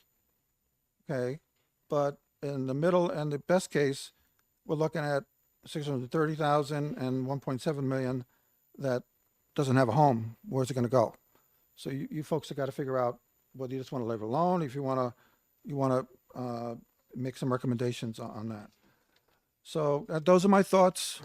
I have strong recommendations, obviously, and there's some fixing of the bill that needs to happen in terms of some of the things that happened when they redrafted the bill, that things got left in or mistakenly are still there. Yes. Representative Platt. Yes, your idea of taxing by the ounce, Honorable Abrami, how would you take into account the difference in quality and strength from product if it's by the ounce? Let's use the example like of gasoline. We have regular, and we have mid-level, we have premium, and then we have super premium. And that range could be $1 or more between So when we tax gasoline, we don't tax it based on whether it's premium gasoline or whether it's regular gasoline. Same argument is made here. The same thing with the beer tax, as Representative Hunt was saying, that right now we're taxing beer on a gallon basis, whether it's cheap beer or whether it's a premium beer. So, I mean, and by the way, this was the conclusion of the commission, by the way, not just me then. I mean, you folks can do what you're going to do, but I'm just saying that the commission at the time said this is what we should do. But now that was the logic, though, behind it. Representative Ullery. Thank you, Madam Chair, and thank you for the work you did on the MRC. That I still have that paperwork. Let's go back to page 12, line 34. We're talking about the ATCs. You're suggesting that the ATCs be treated the same way that a charity that has a subdivision that is profit making. That is, if they want to grow and they have an excess for their own use within the alternate treatment, that excess, if it's sold to the state or to another manufacturer, the excess would be taxed in the same fashion that a charity that has a profit operation would be taxed on its profit operation Right, only. Right. See, Is that, am I getting that correct? the ATCs, there's no taxing at any level. It's hopefully they'll testify. There's like a fee that they pay for, it's under the Department of Health and Human Services, by the way. And they pay for themselves. There's some kind of a dollar transfer from the ATCs to pay for the regulation of the ATCs. It's not really a tax. But now if we're going to allow the ATCs to sell their product to retail, some of their product has to be, so the bill is silent how that's going to happen. I mean, it can be taken care in rules, but, you know, it's up to you folks if you want to try to fix that, is to that part of the bill that says that and it does say that the ATCs now can sell to retail. Now, there's also another provision in the bill that said there's also a pathway for them to change their model. That's down the road, so I'm not even going to blur it, but that they can become for-profit. Follow up. All right. Would your suggestion to the ATCs to have them set up a separate LLC within the ATC that would be profit making? So No, it doesn't have to be that complicated. I just think you got to make sure that the product that they sell to the retail is, and I think through the tracking system, by the way, we affectionately call it seed to sale. The seed to sale system will keep track of how much they're selling to ATC versus how much they're selling to retail. It's just a matter of, I think the bill is silent on that whole issue of we have these growers that are ATCs that are now going to be allowed to sell to retail. And from a tax basis, again, they have to be able to separate their crop out, if you will, as to what's being taxed and what's not being taxed. That's all I'm saying. Follow up. okay, if we can shift, thank you for discussing that more thoroughly. If we could shift gears over to the Department of Safety, there's the allocation of 100,000, and then there's the 5%, and then there's the cap. When your review of the bill, do those two add together to reach $1 million, or is it only the 5% that goes to public safety that is capped at $1 million, or what is your interpretation of? Well, there's two different public safeties. So Department of the 100,000 goes to the Department of Safety, State Police. Okay, the 100,000 right off the top, right? And that's for keeping track of statistics on marijuana and stuff like that. It's not prevention. It's not whatever. It's more for keeping track of crime rates and other things related to the cannabis issue. The other, when the 5% that goes to the municipalities down at the bottom there is, there's 200,000 in this. There's the 100,000 that comes right off the top. Then we're down to municipalities getting 5%. And that's all municipalities getting a piece of that to help with, well, let me back up. The actual oversight of marijuana is going to be under the jurisdiction of liquor enforcement. We already have liquor enforcement, and they work very closely with the towns to regulate alcohol and tobacco. So their role is going to be expanded to include cannabis now. So this is just some money to help the towns out as they help monitor any illegal use of marijuana. That second 5%, but it caps it at the 100,000. Not to be confused with the first 100,000. That goes to the state police. This is the up to 100,000 that's going to the municipalities. I didn't write the bill. This is my interpretation of the bill. Okay, did that you just? No, but thank you. Representative Doucette. Thank you, Madam Chair, and thank you, my good friend from Stratham, for his hard work and testimony this morning. I guess my question, just focusing in on the per ounce proposal that you're making, this particular commodity isn't necessarily measured like a gallon of gasoline. A gallon of gasoline is always a gallon of gasoline. We heard testimony that humidity levels and dryness of the product could be different. For instance, if I were to take a bushel of corn and take another bushel of corn, a different strain of corn, they may or may not, depending on the moisture level, weigh differently. So wouldn't you think that would be hard to navigate a per ounce? But I'm the grower. When I'm selling it to the manufacturer, to the retailer, they're selling on basis number of ounces. They don't say whether it's. Now there may be different prices based on the THC level, but to me, that's like there are for regular gasoline as well as super premium. There's a big wide range. Just like the cannabis, there'll be a range of higher THC products are going to definitely cost more. So, Follow up? What? And I totally agree, and that price point will be set, but being a devil's advocate, we're going to have regulators that are going to manage this particular product. And if I was to assume that, a regulation would say that this stuff needed to be washed prior to, and how long in between the period that this particular product got a misting and then the time to dry off, I mean, it just gets into the minutia for me as to how we weigh this particular, I'm just saying this particular product to go by weight. I don't think they're going to sell it moist because I'm just saying a gallon is a gallon and it's a standard. This is not a standard measure. An ounce is a standard measure, and I totally get your perspective, but I'm curious as to how the properties of the product itself. There's a real gray area there. If you could appreciate what I'm trying to get at. The actual marijuana itself behind me, but to me, if I was buying it, if it was anything that was really moist, that would really make the price go up. You're putting my thumb on the scale here, right? So, but that's not what they're going to buy. It should be dried flour, and that's all part of regulation. To me, Representative Bolton, and then we can go back around. Okay, let's kid everyone once. Thank you. Thank you, Madam Chair, and also pronouncing my name so eloquently, too.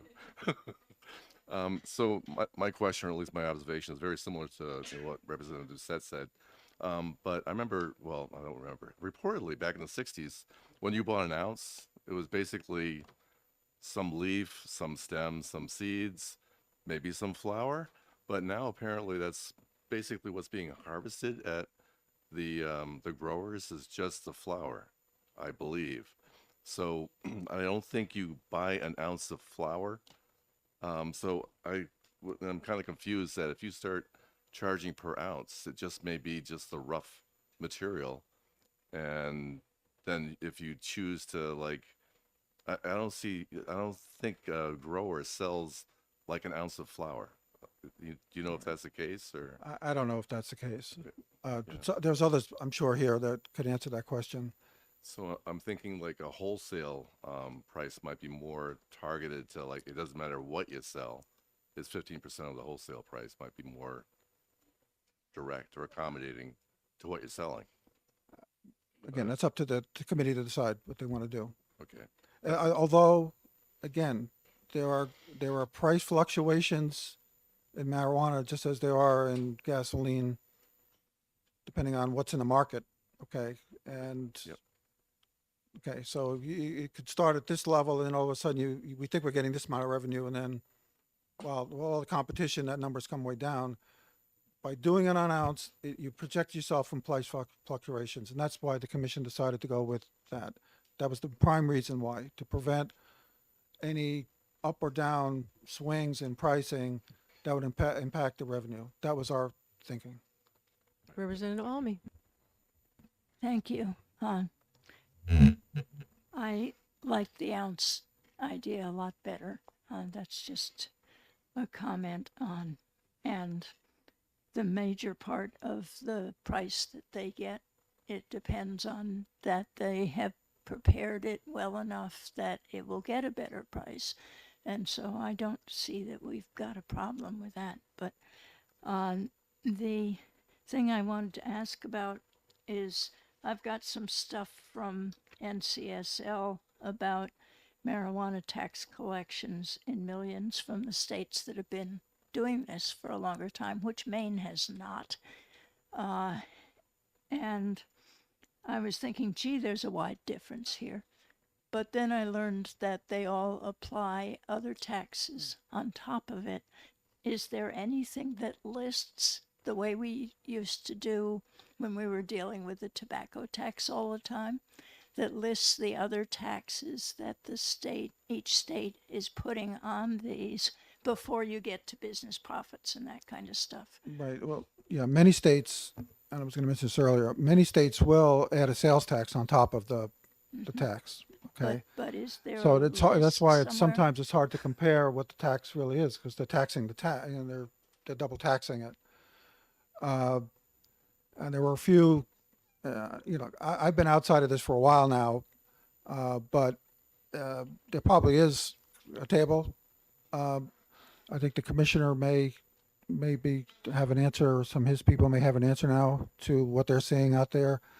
But it's, again, we're having a tax. That's it. There's no add-on taxes, and I guess my answer is no. I don't have that chart in front of me. I don't have that. Yeah. But I know when we did it, there was a lot of the states, and if you go to the marijuana report, you'll see the 8 original states what their plan was, or they were doing, in terms of taxing. And I think we did say, in addition, there was a sales tax that went on top of it, and that's why you see the different Yeah. ranges. But so we have to go somewhere else to get the sales taxes. We have no revenue. I wish I had it estimate for at you. I all. don't. Thank you. I just passed out a revised revenue estimate. Hopefully you guys will get a chance to look It at that. doesn't have revenues in Oh, it doesn't have revenues. Oh, I haven't looked at it yet. Okay, great. Okay, any final questions for the representative, former representative? So I'm glad I gave you at least my version of what the revenues are going to Thank be. you very much for doing the very And deep then dive I on thought this. it was helpful to show how the money flows by that last chart, to say this much goes to this, and this in that order. So, Thank you so much. all right, thank you. So right now, I don't see any other representatives or senators in the room. So I'm going to go in the order that I received the pink cards. Next up would be Ross Connolly.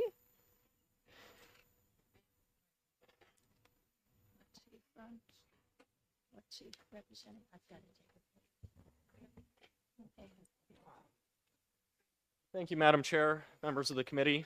For the record, my name is Ross Connolly. I'm the Deputy State Director for Americans for Prosperity in New Hampshire, here to voice our support for HB 639 and provide a little context on some of the tax evolving on this bill, and maybe a couple suggestions. So as the committee is very well aware, New Hampshire's an island of prohibition surrounded by states that have legalized in one way or another. and a lot of the coalition that came together to support this bill, of which AFP was a member, really looked at the lessons taken from a lot of these states that surround us. Currently, we're exporting all of our decision making to neighboring states, state governments on how a retail cannabis market should be regulated without getting any of the benefits from that legal market. This would shift the power back to the Granite State by putting the decision-making power in your hands and in the hands of the Liquor Commission. This legislation currently, as has been discussed, has a 15% cultivator wholesale tax, and much of the funds would go towards paying off some of our biggest financial issues, including the unfunded pension liability and eventually property taxes, although both would go towards reducing property taxes. The original version of this bill had extended the meals and rooms tax of 8.5% for a retail at point of sale tax for the only tax. The committee shifted that, but I'll just go through why the commission the coalition supported and put that in the original bill. So first, it's an existing tax, so we're not creating any new taxes with the meals and rooms tax. Second, it's easy to implement since it would be based on the price of product at point of sale. And lastly, 8.5% would put New Hampshire in an extremely competitive position with our neighboring states. It would be likely the lowest tax rate in the country on cannabis. As I mentioned, and as we've been discussing, the House Commerce Committee shifted that tax to a wholesale paid by cannabis plant cultivators. We're not opposed. We're not taking any position one way or the other, whether it's retail or wholesale. However, we do suggest that the committee ensure the tax is easily implemented in a way that shifts with market prices. So when the price of the product inevitably drops, we're not having a prohibitive tax rate. This has been an issue. I think the previous speaker mentioned Alaska, where they have a dollar amount fixed price on a weight of a product. I would highly recommend not doing that. Most states are trying to undo that since the price drops so much that the tax could be 50% of the price of the product. The end goal for all of us is to reduce black market influence. So keeping that tax rate low and able to fluctuate with the price of the product is the best way to go in our mind. I'd be happy. The one other sort of fiscal item I mentioned, the takeaway from every state that is legalized is to keep the regulations and barriers to entry into the industry low, keep those fees low for licenses, and to keep the taxes as low as possible.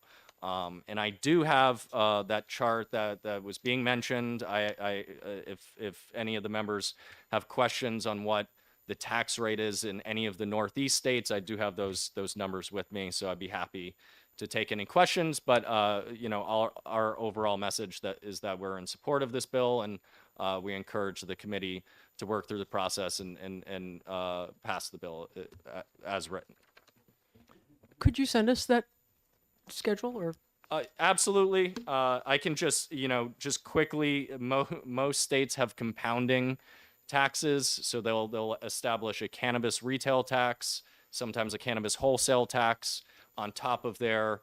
I know that in New Hampshire we don't really know what this is, but on top of their existing sales taxes in those states, so it's a compounding tax system in almost every state in the region, where you have multiple sales taxes, usually local excise taxes on top of existing taxes. If you have a chart that you could email the committee, that would be helpful. Absolutely. Are you open to questions? Yes. Any questions on this side of the room? Questions on this side, Representative Bolton. Thank you, Madam Chair. So actually looking at the the document that you're referring to, and my concern about an ounce of what. So I guess Alaska does have a variety of different charges per ounce. One is $50 per ounce for flowers, mature buds, $25 per ounce for immature or abnormal buds, $15 per ounce for trim, and clones, whatever that is, a buck per clone. Is that a preferable way to go, do you think, or? Thank you for the question, Representative. I would say no, because again, when you establish a new industry, especially in this area, we've seen in Massachusetts, Maine, Vermont, what have you, the price is usually high to begin with. So it could be $300 per ounce. You have a $50 tax on that ounce. But when the price begins to drop, that $50 becomes a massive portion of what these cultivators are looking at paying, which would likely result in the price of the product not dropping and being competitive to knock out the black market. So we support the idea of doing a percent-based tax.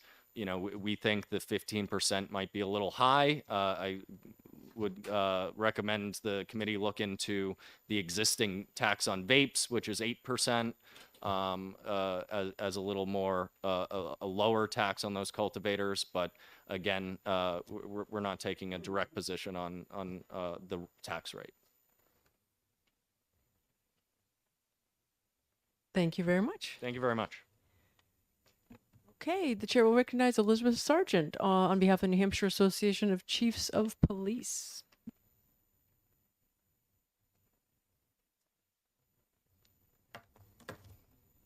Good morning, Madam Chair, members of the committee. My name is Elizabeth Sargent, here today representing the New Hampshire Association of Chiefs of Police in opposition to the bill. I was not prepared to testify. I do have Chief Brzezinski's testimony. He's president of the association, and I would just note, and he did try to address the cost, and I would note that we would agree with the fiscal note in the bill that there will be increased law enforcement cost, increased highway safety cost, and increased addiction cost. So with that, I'd be happy to take any questions back to the association, but probably don't feel comfortable answering the cost questions. Representative Almy? Do we have a copy of this Yes. memo? Oh, Yes. You're going to distribute it. Yes, yes. I'll have some reading to do tonight. Yeah, go ahead and hand that out. Okay, great. And if we have questions, we know how to reach you, I right. think. Is your contact information on there? No, but I'll send it to the committee. We'd be happy to answer Please. any questions. Okay, great. Thank you so Thank much. you so much. Okay, let's see. I have the DRA here. Do you want to do that now, or do we wait till a little bit later? What are you thinking? Let's hold off and do some other folks just so we can ask them all the technical questions. I have Nathaniel. I'm gonna G. New Hampshire Cannabis Party. I don't know how to pronounce his last name. I'm going to ask him to do it. Say that again. Gurian. Gurian. Thank you. Madam Chair, may I ask him to spell his name again? Oh, I'm sorry. It's right here. No, G- it's not right there. I can't read that. Oh, we can't read it. Gurien. Thank you. Thank you. Madam Chair, I have some reference material. May I have permission to pass? Absolutely. Okay.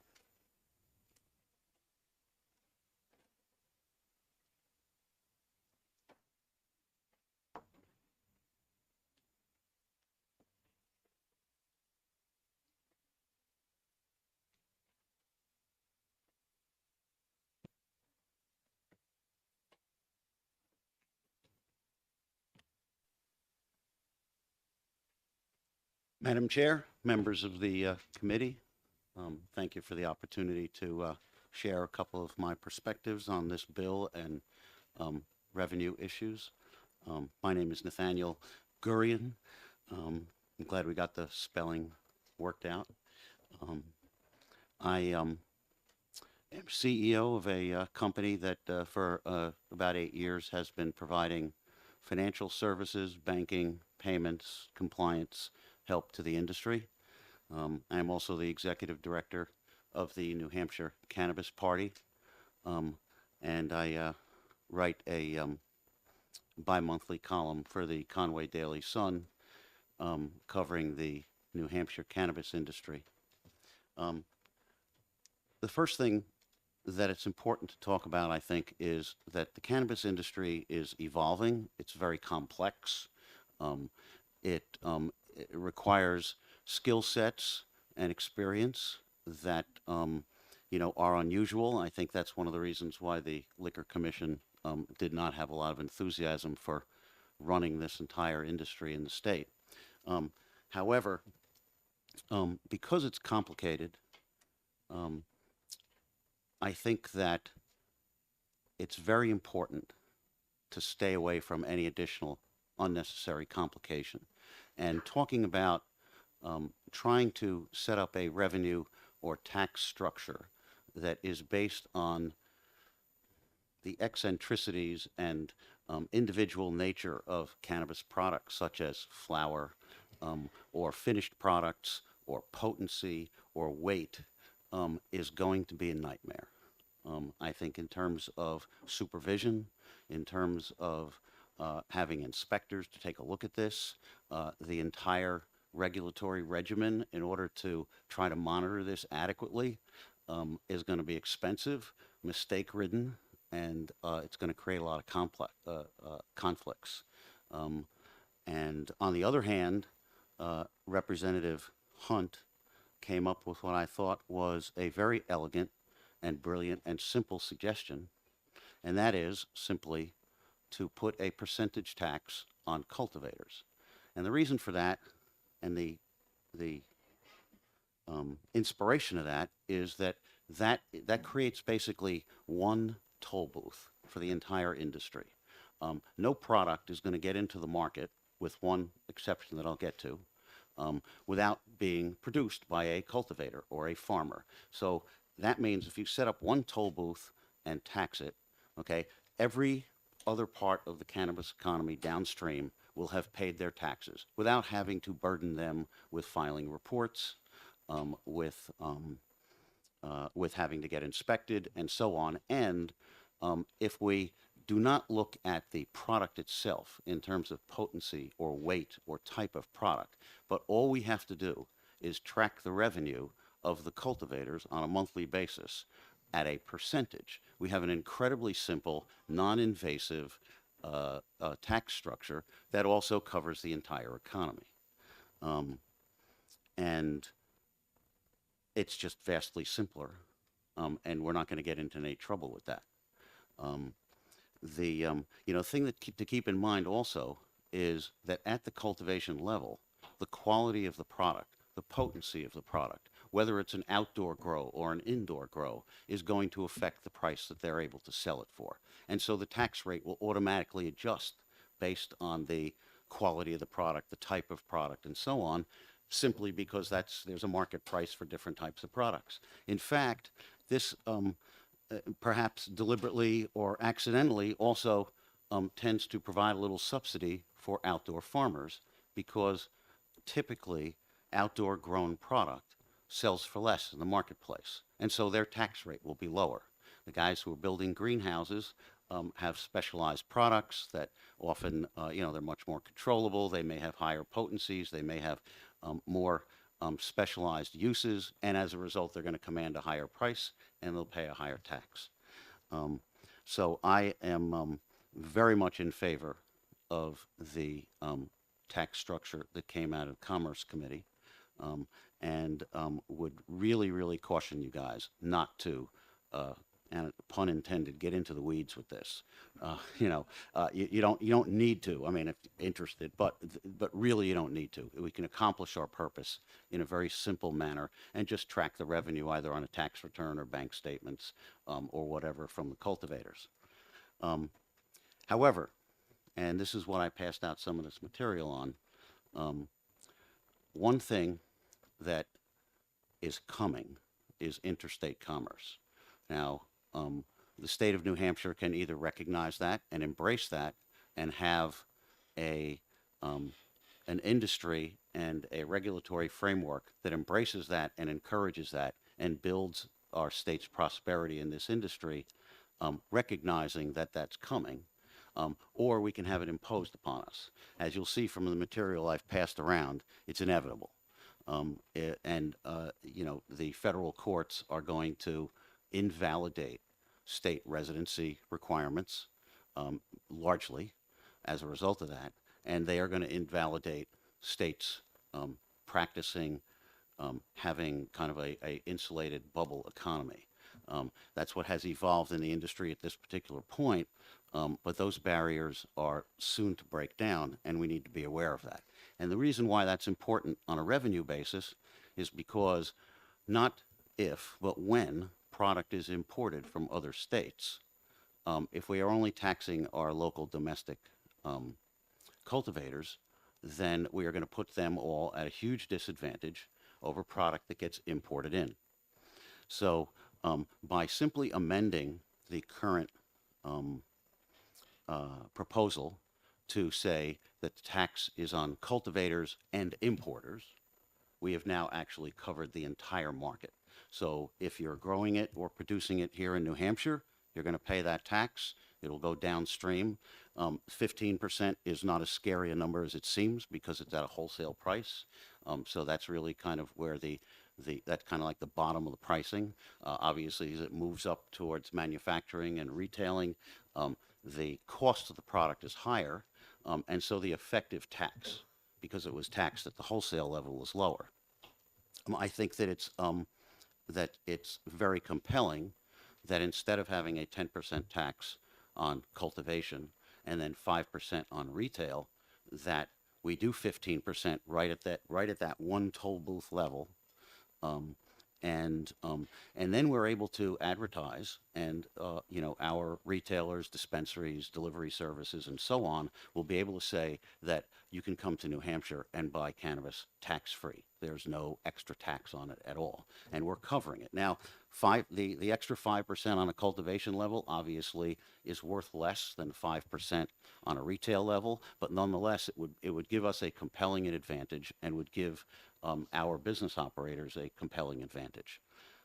The other thing to also keep in mind, and the representative here, who can't actually read your name, but alluded to it, is that in addition to the core industry, cultivators, dispensaries, manufacturers, test labs, people who are actually involved in the prime cannabis activity, I'm sure you're all well aware that there are many, many support industries that help this industry. There's hospitality, there's greenhouses, there's equipment, there's transportation, there's legal and accounting services. The whole economy gets boosted by that, as well as the core industry.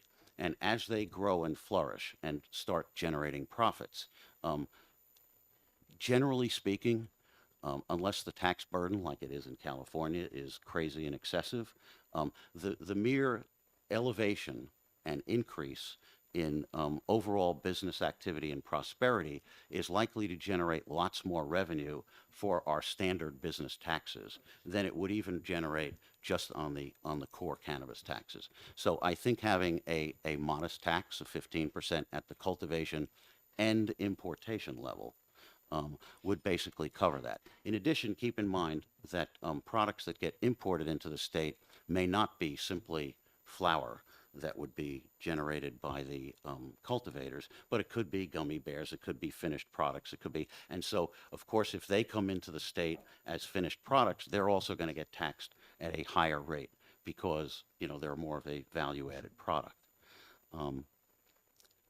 So anyway, those are kind of the main points. See if there's one other thing.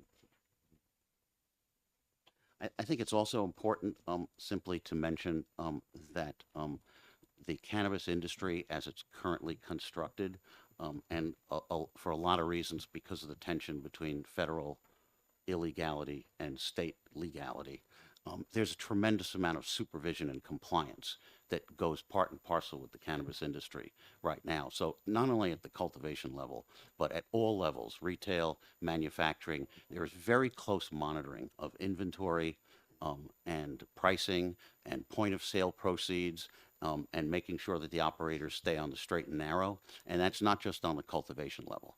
Retailers are required to have their inventory tracked by the state, and by the banks and by their financial service providers. Their point of sale systems are tracked. And so it's very easy to tell whether they're straying out of their lane. And that's at all different levels of the industry. And the only other thing I'll mention is that, I do have a certain amount of knowledge and understanding on the banking and financial services and payments issues. So if they relate to anything that you're looking at this moment, I'll be happy to answer any questions. Representative Phillips. Thank you, Madam Chair. I want to thank you for pointing out that your assumption that we will eventually just have interstate commerce, because I think you're right in it. I hadn't been thinking along those lines.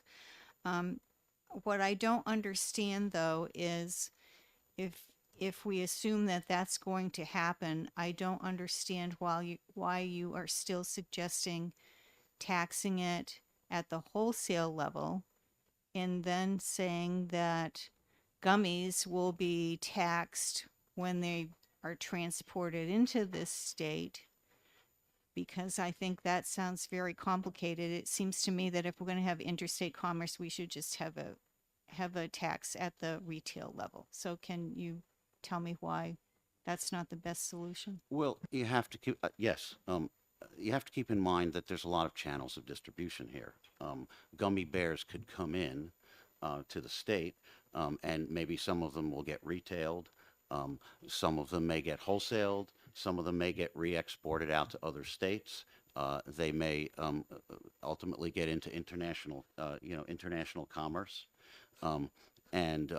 If we do not have a mechanism to basically tax everything as simply as possible, and without, again, looking at the the individual characteristics of the product, but everything that basically is either produced in the state or there's commerce in the state, that the simplest way to simply impose a basic and modest tax on that, I think, would be the best. And so, especially as distribution begins to open up and is less controlled within the state, we don't want to have a lot of these large loopholes that clever operators are going to find a way through. So if we kind of establish, as I said, one toll booth, okay, that everybody has to go through, and then at that point in time they can freely trade and the tax has been paid and we don't have to track that anymore. I think that would be the simplest way to do it. Representative Ullery and then Representative Almy. Thank you, Madam Chair. In your review of this bill, the base tax, the toll booth, as you talk on, is that based on net revenue or gross revenue in your understanding of the bill? Oh, well, that would certainly be gross revenue. So business taxes and our business expenses and such would not be deductible from the gross revenue generated. Well, I don't think it's contemplated to be an income tax. It's essentially a sales tax. So whatever you sell the product for, you pay the tax on that basis. All right, thank you. Representative Almy. Thank you. Thank you. How do you propose that we figure out what's been imported once commerce is made free and easy across all of our borders, which essentially it is now, but not legally? I haven't thought that mechanism through, to be perfectly honest. I think that that's certainly something that would not be, super difficult to design something like that. But to be perfectly honest, I think it's perfectly doable. But I don't have a mechanism that I have thought through on that. Questions on the other side of the room? From the committee? No? Any other follow-ups? Representative Ullery. To discuss your interstate commerce, right now it's illegal. Interstate commerce is regulated by the federal government. That's something we don't have to worry about at this point. until they figure out the tax and legality issue at the federal level, we don't have to worry about it. Is there a It's still question, gonna be Representative? illegal. Don't you agree with me? There you go. I'm glad you got around to a question. No, it's actually not illegal. The interesting thing is there is an assumption. I mean, of course, any involvement in aiding and abetting narcotics trafficking, according to federal law, is illegal.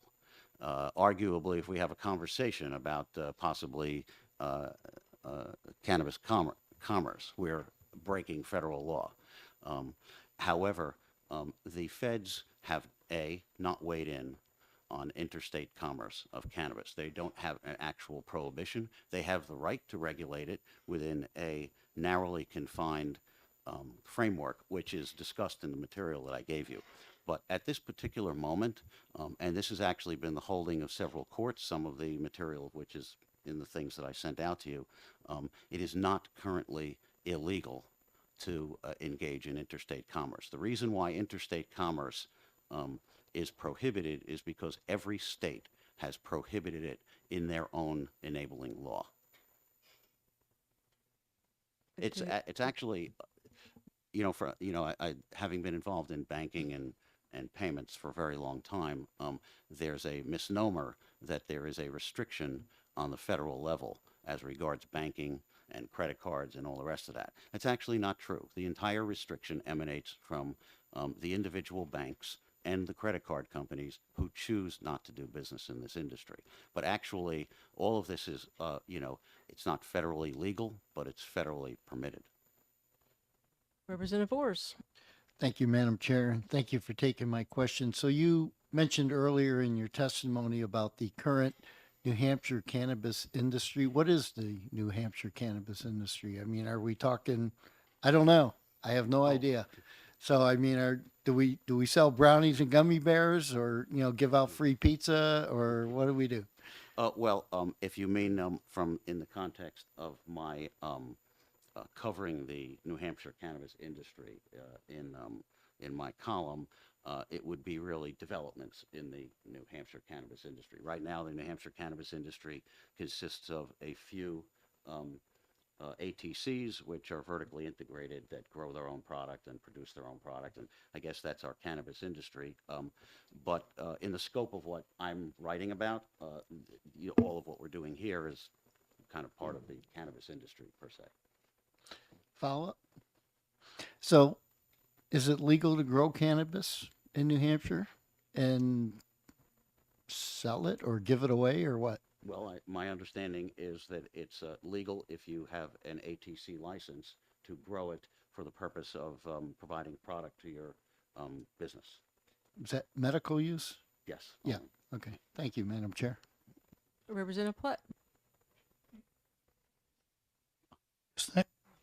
Thanks for taking my question. You say all states or several states block imports, so it's got to be state grown. Doesn't that fly right in the face of the U.S. Commerce Clause? Well, actually, the answer to your question is very thoroughly answered by the material that I passed out. But essentially, the strong argument that it looks like the courts are already deciding in this way, and it looks like they're all pretty much going to fall in line with this, is that based on the Dormant Commerce Clause, that in point of fact the states have no right to prohibit interstate commerce, and are doing so for a variety of reasons, which are addressed in the material I gave you. But from what I recall, one is because they think that the feds might be prohibiting it, and they're anticipating that, or they're looking to perhaps lessen the tension between federal and state law. Number two, they are, likely motivated to try to protect their local nascent and just developing cannabis industry from interstate competition, but that actually happens to be in direct contradiction to the interstate commerce laws. Representative Almy. Thank you. When I was a student, which was a very long time ago, I remember on learning that the reason we had no research on the effects of cannabis was that the U.S. Department of Agriculture would not allow anyone to grow cannabis in research. You're telling me that all of this is a mirage?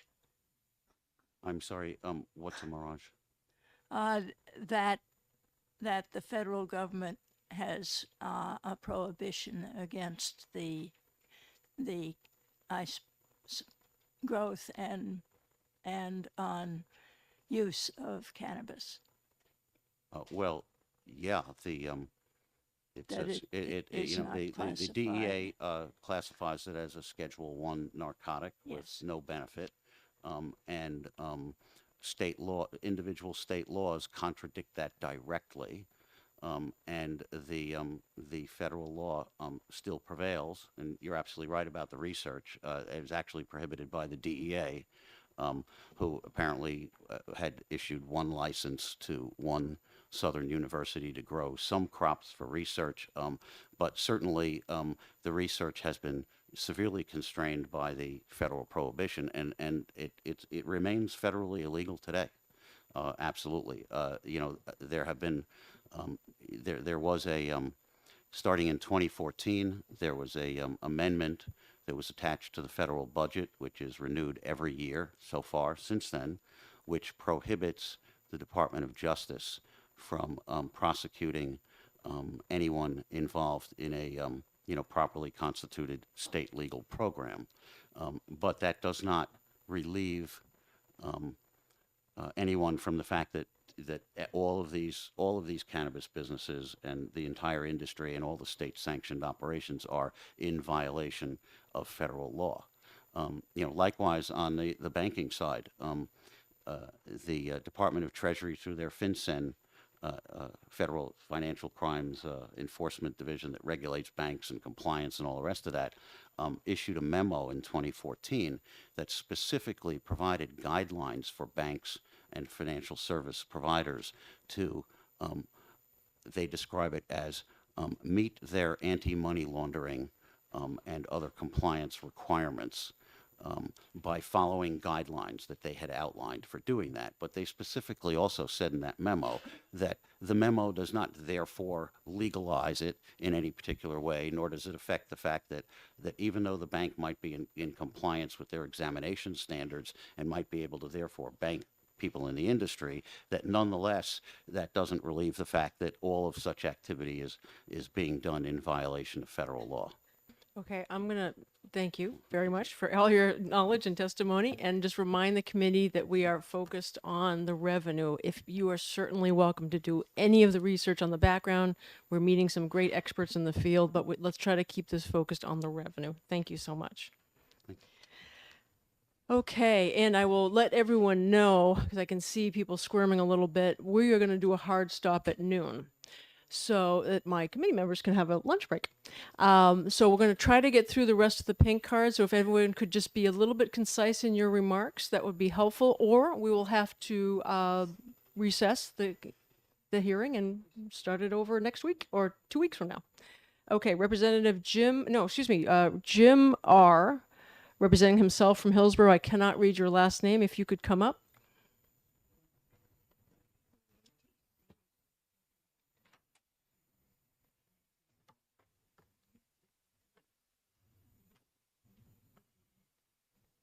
We'll have to meet in 2 weeks. Welcome. Thank you. Thank you, Madam Chair, members of the committee. My name's Jim Riddle, R-I-D-D-L-E, from Hillsborough, and I'm here to support House Bill 639. And I'd like to let you know that I have a USDA hemp producer license. Brought it with me here, officially granted by USDA for growing hemp. Under the terms of my license, I'm required to destroy or remediate any plant materials that contain more than 0.3% THC. So I can grow those plants, but every lot has to be individually sampled, tested. If it's hot, if it's above 0.3, then there needs to be either composting, burying, burning, or remediation, which means mixing with some other product to bring that level down. Now, my own interest, business interest, is in producing seed, so I don't mind destroying composting. I love to make compost anyway. So I don't mind turning that into compost, but it is a potentially marketable product if this bill is passed and signed into law. And I do stand ready to invest in the cannabis side here in New Hampshire if it indeed is signed into law. But I cannot do that right now. I can only focus on the seed. And speaking of seeds, I urge you to make one small change to this bill in the definition of cannabis. It lists seeds under the definition of cannabis. And if you're not aware, the DEA, the Drug Enforcement Administration, has officially ruled that cannabis seeds are hemp because they contain less than 0.3% THC. And I have copies of the DEA's determination letter with me, and it says specifically marijuana seed that has a delta 9 THC concentration of not more than 0.3% on a dry weight basis meets the definition of hemp and is not controlled under the Controlled Substances Act. And all seed, hemp seed, cannabis seed, whatever you want to call it, is below 0.3% THC. So I do encourage you to amend the bill because it really affects what would be taxed. And it, where's my copy of the bill? I don't think I need to read through the exact language, but under the definition of cannabis, any of the inclusion of seeds in that definition should be deleted. Seeds thereof. And to add the word seeds in the sentence that says cannabis shall not include hemp, and then it should say seeds, fiber produced from the stalks, oil, cake, etc. So that's the one substantive change. Otherwise, as a potential cultivator, 15% seems high. Seems like it could generate a lot of money for the state, and you said you didn't want it to be an income generator. I would think something in the range of half of that would be reasonable. 7.5%, 8%, at most 10%. This could give farmers, entrepreneurs, a lot of opportunity here in New Hampshire to participate in a growing market. Right now, as you know, people are going to Maine, they're going to Massachusetts, New York, Vermont, etc. We're losing money from our state. We can capture that and help support growers here. And I really encourage keeping the outdoor cultivation language. It's not for the state to micromanage how a farmer conducts their business, whether it's in a greenhouse, whether it's hydroponic, or whether it's outdoors and being done biodynamically. That's up to the grower, not the state, to make that choice. And I did have one suggestion also for you to consider on page 22, the discussion of that 5% of the income going to municipalities, and then there was objection or concerns about with a retail store, but I would suggest that be changed to a cannabis cultivation facility. So if a municipality has an operational cannabis cultivation facility, they would qualify, because these are the entities you're asking to pay the tax, the cultivation facilities. It would make sense that the revenue generated, a portion of that, comes back to those municipalities where those cultivation facilities are located. Thank you. I'd be happy to take any questions. Representative Olney. Thank you. You probably heard me say I have not been able to find a farmer in New Hampshire that was willing to get involved in this program because they think they'll be taken over by the conglomerates. and because it costs a great deal to do indoors. Outdoors, in other states, I believe that they are doing a considerable amount of inspections and requirements of how you grow it, since it is going to be used internally. Do you have an idea of how many people might be willing to try to do it outdoors? Because that's going to increase our costs. I have no idea how many people in New Hampshire might be interested in doing it outdoors. Thank you, Madam Chair, Representative. I do think for the smaller grower, which would be what my interest is totally, having that outdoor option certainly can help keep costs down. I think having the different tiers for the registration fees is totally appropriate. And just so you know, under the hemp program, I have to track all of my grows. Everything has to be sampled, and I have to file annual reports with the Farm Service Agency that is part of an electronic database tracking all of my movements as a hemp producer.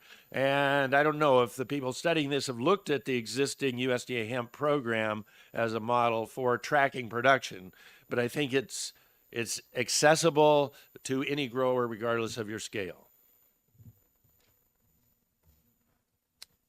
Thank you very much. Thank you very much. Okay, the chair will recognize Katie Frey from New Hampshire Futures.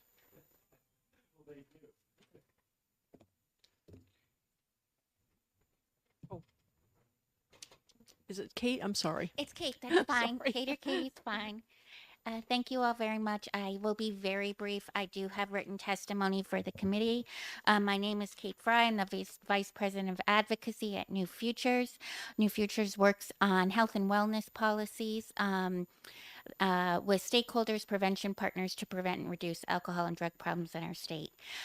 We realize that it is imperative to get cannabis commercialization policy right from the start. So optimal policy has to include best available scientific evidence and reduce public harm. So we have developed principles that I will hand out to you in our testimony. The principle, however, that is most aligned to the work today of the Ways and Means Committee is ensuring appropriate funding for cannabis revenue to be directed to reduce harms. So we look at policy in bills that apply revenue for substance misuse, education, prevention, and treatment and recovery, and also creating mass media and social media campaigns on the potential harms before the law is effective. That's something we heard time and time again on the Cannabis Commission that I also served on. So I will hand out to you a side-by-side of our principles with what's in the bill. We are happy to see that there is a substance abuse prevention and recovery fund, which fund shall be deposited into. I think they are saying 10% of revenues.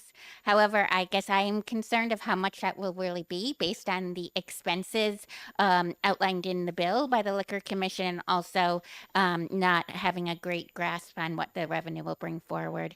However, there is not anything in the bill that creates a mass media campaign prior to the bill being effective. We understand the department has an amendment to use revenue from the dual use license bill portion of the bill in this bill. We would support that amendment in order to give the revenue to the department to create the mass media campaign. But again, I don't think there's anything in there that would have it from the start, and that's really important. So before the law is effective, we really have to have these policies in place. So overall, because it does not meet all of the principles, we are still opposed to HB 639, but we are happy to work with the committee on language And one thing that I will send to the committee is a recent report from the Urban Institute on tax policies that give you the pros and cons of all tax policies. And a couple representatives brought up earlier about looking at the potency. 3 taxes have moved in that direction of having a higher potency tax for higher potency product. It's a way to reduce the use of high potency products, which of course we are concerned about with the impact to kids. But also, if producers want to do that, they can be taxed at a higher rate. So I will send this committee that report that might be helpful. Thank you. Would you be open to questions? Yes. Questions from the committee? Thank you very much. Okay, the chair, I'm going to bring up the agencies last because we might end up with a work session on this, and we'll probably have you come back for those. Matt Simon from Prime ATC, are you here? There you are.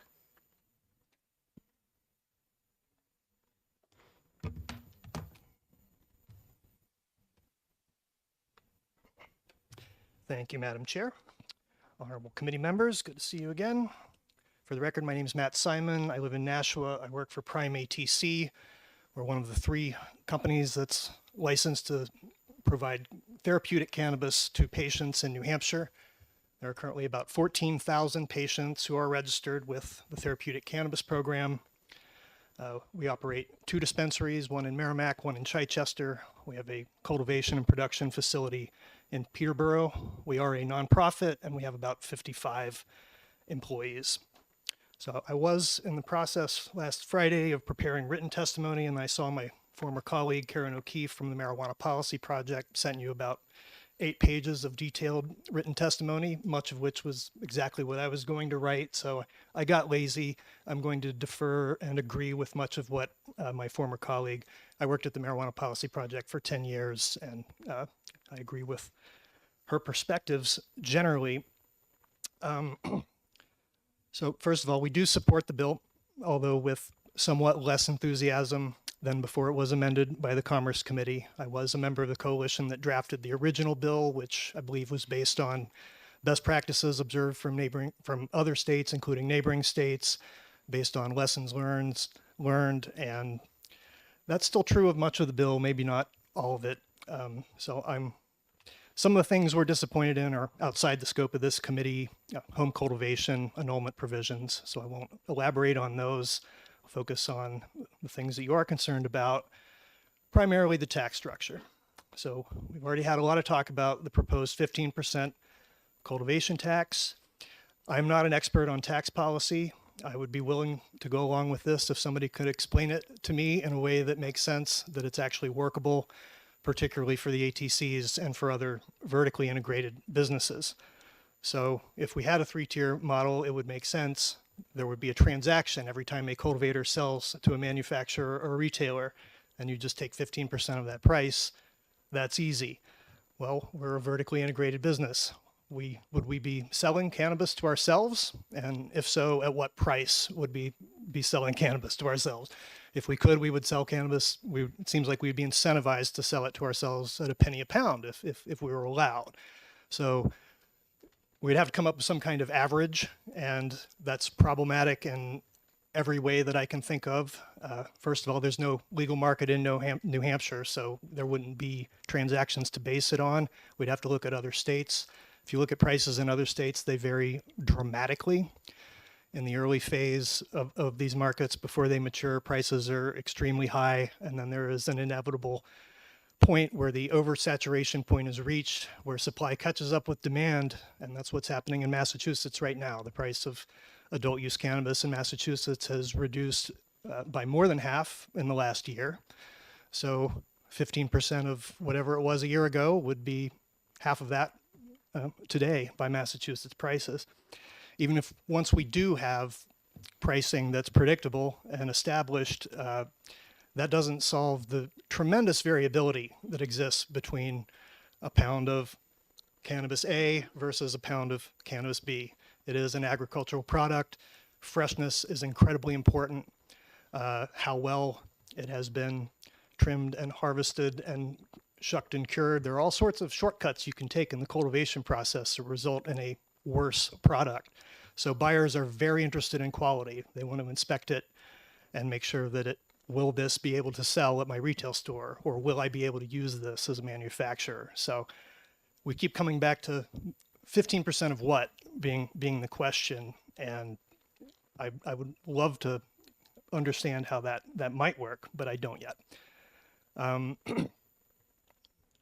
The interstate commerce issue is also very sticky, and that's already been touched on. I agree with Mr. Gurian that it's very likely, not that Congress will do anything because Congress is Congress, but that a court will at some point rule as indicated and strike down interstate commerce restrictions on the basis of the Dormant Commerce Clause. When that happens, yes, one option would be to extend the cultivation tax to importers. I do think it's an issue that needs to be addressed in this legislation rather than waiting down the road, because if a court rules in, say, March of next year that interstate commerce is no longer restricted, the legislature doesn't reconvene until January. You have to pass a bill through the whole process. So if we have anticipated this in advance so that it doesn't require cannabis businesses in New Hampshire to wait 8 months, a year or more for the legislature to catch up and react to whatever the feds has done, that would be wonderful. Incidentally, a retail tax really does that, because if you're just taking 8% or whatever percent of the retail transactions, then that insulates you against whatever might happen really anywhere else.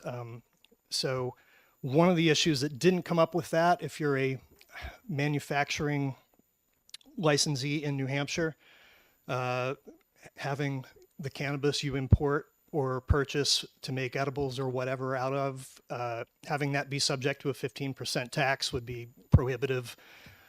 Consider that these businesses in other states don't face that restriction.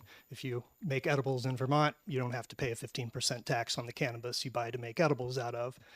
Same in Massachusetts, well, not in Maine. Actually, Maine has a really complicated tax system, as you've heard, that I would recommend you not adopt.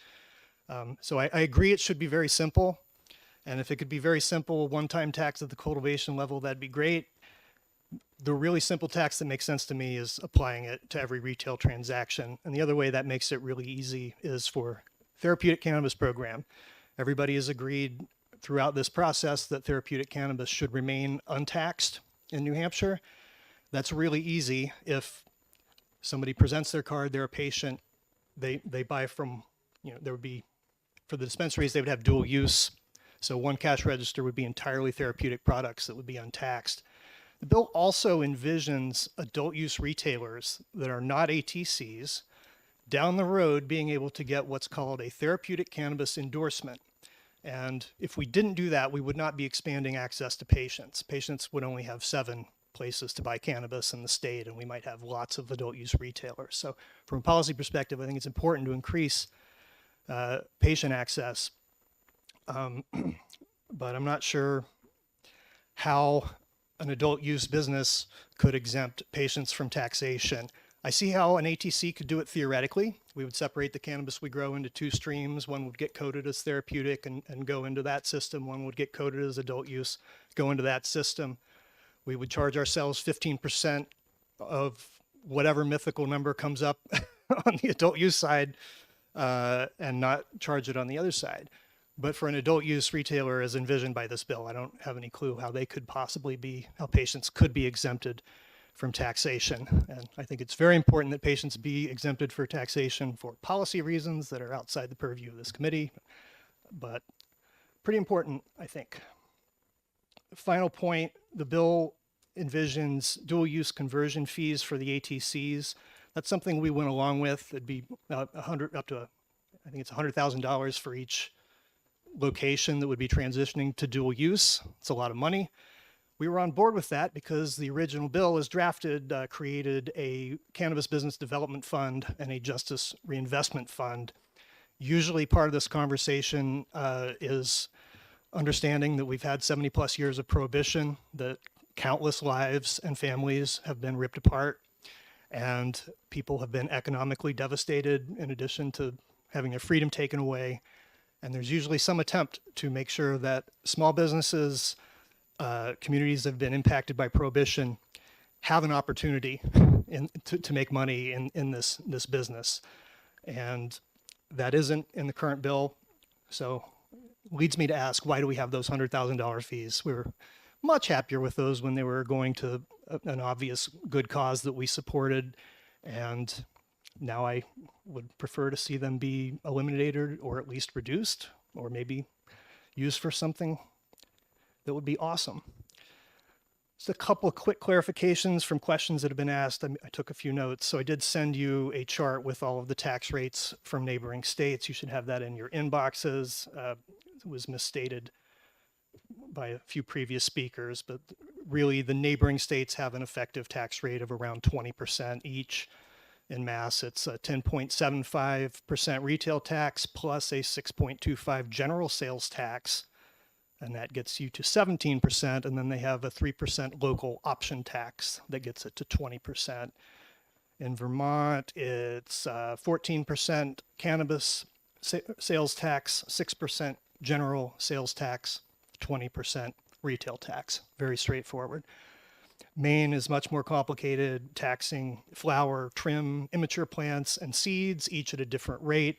That's complicated for the reasons you've already heard.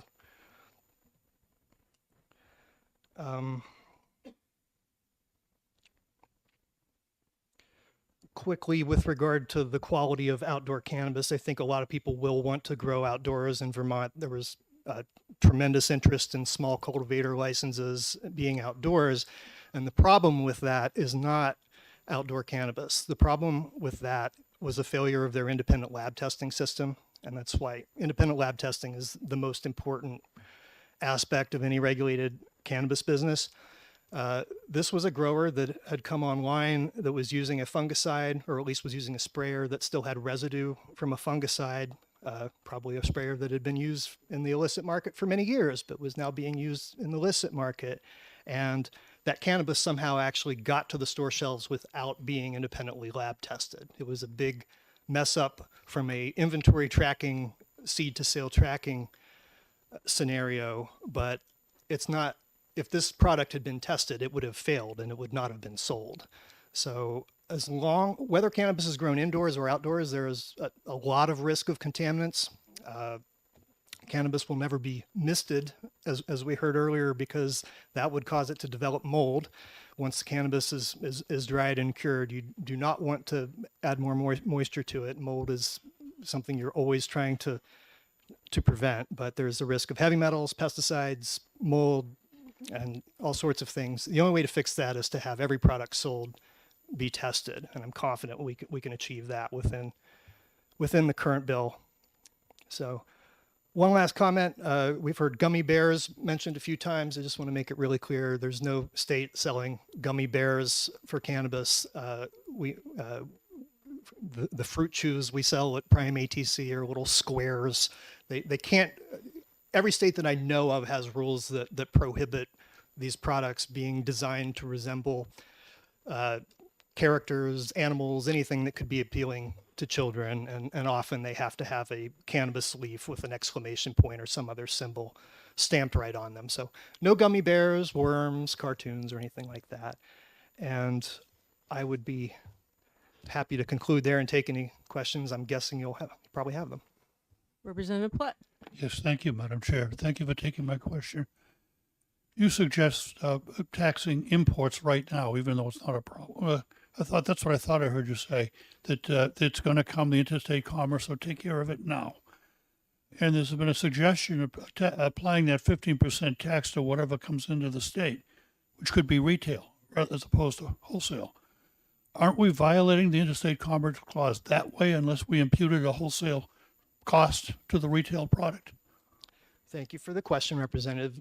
To clarify, what I said or what I intended to say is that we should have a tax structure that anticipates the eventuality of interstate commerce becoming legal.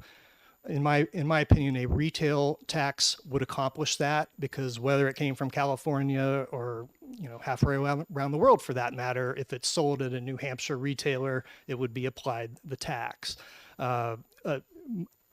Adding importation to the cultivation tax would be a different way of addressing that. There would not be any actual importation. I don't want to get into all of that legality, but there would be no legal importation of cannabis until such time as it became federally legal. Representative Rochefort. Yes, thank you, Madam Chair. And thank you for taking my questions. You said something that I picked up right away on. And I wondered if you could, when I was reading this bill, your model was specifically targeted. And I say targeted because they're assessing, it assesses, a $10,000 application fee, $90,000 licensing fee. And so now you're in you're out that money. And then the bill goes on to continue to talk about other restrictions that your model might have to comply with, because we'd have a dual purpose with that. So this bill as enacted, with the fees and the taxes aside, does it put your model of a therapeutic model at a disadvantage if now we're opening up retail stores all over the state of New Hampshire? Yeah, thank you for the question. That's the question exactly that we've been wrestling with for the last several months, and particularly since the bill came out of Commerce. So, as drafted, first of all, last year's bill would have put state-run stores in direct competition with ATCs. There would be no taxes on the state-run stores, and it certainly appeared to be set up to destroy the therapeutic cannabis program. Last year's bill would not have allowed the ATCs to transition to for-profit, so it would have been inviting every large out-of-state company into New Hampshire, but telling the three companies that pioneered regulated cannabis in New Hampshire that no, you have to stay nonprofit.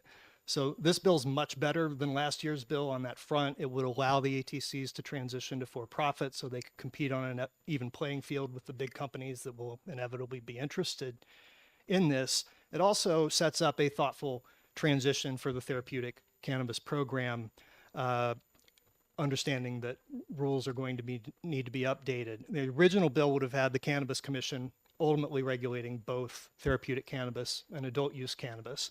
That's one of the reasons that I preferred that system. It's a little scary to think of having two different regulatory agencies that you have to answer to both of them. And if this is going to work, the rules have to be compatible between the two systems. I think that the Liquor Commission is not interested in regulating the therapeutic cannabis program, and I think DHHS is not interested in having the Liquor Commission do that. So instead of figuring out how to get it all under one system, it will be a process of figuring out how to maintain the viability of the therapeutic cannabis program while rolling out adult use cannabis. There's going to be a lot of moving parts. We were on board with those fees initially because we understood the dynamic, and we see how this has gone in other states. There's often an interest in helping to small businesses succeed in this, and the companies that have gone first are expected to have, a first mover advantage. And it's normal to have fees to support this kind of program, because how else will there be startup money to help small businesses? There's nothing in this bill about helping small businesses. I think the Liquor Commission could choose to write rules that make it easy and favorable for small businesses, or they might not. We heard Chairman Hunt say earlier that cultivators will be the smallest number of licenses. That's not the way it is in a lot of other states. In Vermont, there are far more cultivators than retailers. But I think what we want is for businesses to have the flexibility to do what they want to do. If you want to be vertically integrated, that needs to be possible. If you want to specialize in one aspect of it, that needs to be possible. If you want to specialize in serving patients, that needs to be possible. I think all that intention is in the bill, but an awful lot is left to rulemaking and regulations. Follow up. Thank you, Madam Chair. Just to follow up on that, and because the last thing you said really, I think, is what we have to, is a big unknown, is the rules. What we do know is for someone like you to transition into retail, we know you're going to have to come up with $100,000. We don't know what that will be, what the rules will be for the fees for somebody. If I wanted to open it up in an abandoned Pizza Hut, you know, and sell marijuana, what that would be. Maybe it's $5,000, maybe it's $2,000. But what we do know here, it sounds like, if I understand this right, and let me know if I'm something wrong, these fees, you're actually subsidizing the state to get their program running and putting you at a possible disadvantage to some unknown versus unknown fees that haven't even been defined yet. Did I summarize that properly? Yeah, I think that's absolutely right. I mean, most states have seen fit to write fees into the legislation in some way. Usually, the priority being to favor smaller tiers and make sure the fees will be low, especially for small scale cultivators. The decision was made in the last committee to not do that and to leave it to a commission. So no, we have no idea what those fees might be relative to $100,000. Should a big company, I'm not going to name any big companies, but there are a lot of them out there, and they're not. Some of them have reputations of not being particularly ethical, and it could be a playing field that is slanted toward them, depending on how the rules are written. Representative Schamberg. Thank you, Madam Chair. And thank you for taking my question. Since you mentioned cultivators again, I'm back on the tax that wants to be applied. Since the proposed tax is going to be applied at the cultivator level, are these cultivators, are they going to be strictly domestic, or can they be a subsidiary of a multinational organization that would come in and set them up and then look at different ways to reduce their tax obligation at the end of the process? Yeah. Thank you for the question. So I wanted to give it. yeah, I haven't looked at this section of the bill in a while. There is a residency requirement. And so you will at least have to have a presence in New Hampshire if you are a large out-of-state or multinational corporation. One of the issues, as others have pointed out, is that courts have gotten into the habit of striking those down on the basis of violating the Interstate Commerce Clause, that if it's okay for a New Hampshire person to start a business in New Hampshire, why is it not okay for a Massachusetts resident to start in New Hampshire? And that's part of why we think that the whole interstate commerce house of cards is going to fall. Representative Leapley. Thank you. Going back to the beginning of your testimony, the 15% of what, can you tell me a little bit about what you sell? Sure. Yeah. We sell a wide range of cannabis and cannabis products. I direct you to our menu, but our website's down actually this morning. I had to send an email back there to notify people about that. But yeah, we grow all of our cannabis flower. Some of that is sold as flower. Some of it is, we have edibles ranging from fruit chews to various chocolate products. We have vape cartridges, concentrates. We even sell suppositories. So basically anything that could benefit a patient. We sell capsules as well, tinctures. I think I've hit all the categories now, but really it's a wide range of products, and we have to make them all ourselves. Can I have a follow-up? Thank you. So about the revenue generation, it seems very unclear to you what you cultivate, what that really, how to break down the value of that within your business model. But I'm assuming that everything you sell on the retail level has a price, and that it would be pretty easy to apply tax to each of those products, you know, whether it be 15% or something else. Is that correct? Yeah, I think so. I think like most businesses, we learn what customers, in our case patients, are willing to pay for prices by putting it on the shelf, putting it on the menu, telling them it's available. If it sells at that price, that's the price. If it doesn't sell, maybe we need to reduce the price. We also have very limited wholesaling. So ATCs can sell flour to each other, can sell products to each other. So sometimes, we will bundle up some flour and offer it to another ATC for sale. And maybe they bought it from us at a price last time. Maybe they don't want to buy it this time. It's buyers and sellers create prices by making transactions in a marketplace. And that's our concern here. Like these seem like they would be imaginary transactions, and therefore who's going to decide? It either has to be, there have to be some arbiter of what is an acceptable tax rate for this given batch of cannabis. So it sounds like the only market that you can see results of really is the retail market. Correct. Thank you. Representative Phyllis. Thank you, Madam Chair. This is like a follow-up to what we've been talking about.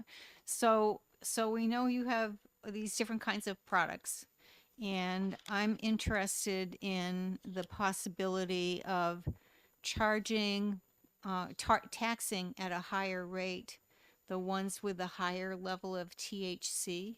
So I'm just wondering if you can talk about the feasibility of doing that. I don't understand like the comparability of, just the plain cannabis and when it turns into a gummy or, those are all different. Can tell me how that would work if that's what we want to do. Thank you for the question. I've heard that idea suggested. I'm not aware of any state that has actually adopted that, in part because I don't know how it would work. It seems like a recipe for a lot of confusion. And like first of all, inhalable products, our potency is measured and thought about differently for any product that will be inhaled versus any edible product. With edible products, you're talking about milligrams of THC usually being the thing that matters, and for inhalable products, you're talking about a percentage, a THC percentage within the product. So it's at least theoretically possible, but I don't think it's theoretically even possible to do it simply.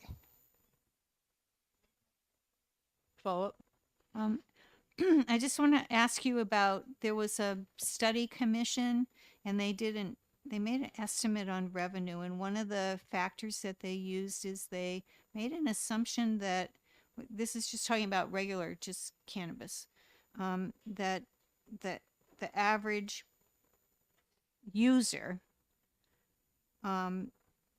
consumed in a year between 5 and 8 ounces. Does that comport with your experience, or what? I mean, there have been a number of studies over the years trying to quantify that, as with other averages with regard to cannabis. And it's really hard to talk about averages because there will be a small percentage of consumers who consume quite a lot of cannabis. And then there will be a larger population of folks who, maybe take a puff every once in a while or take an edible every once in a while when they want to get a good night's sleep and use it very occasionally. So, there are different categories of users and different rates of consumption, much as there are with alcohol or tobacco. And it's hard to speak with a broad brush about the cannabis market.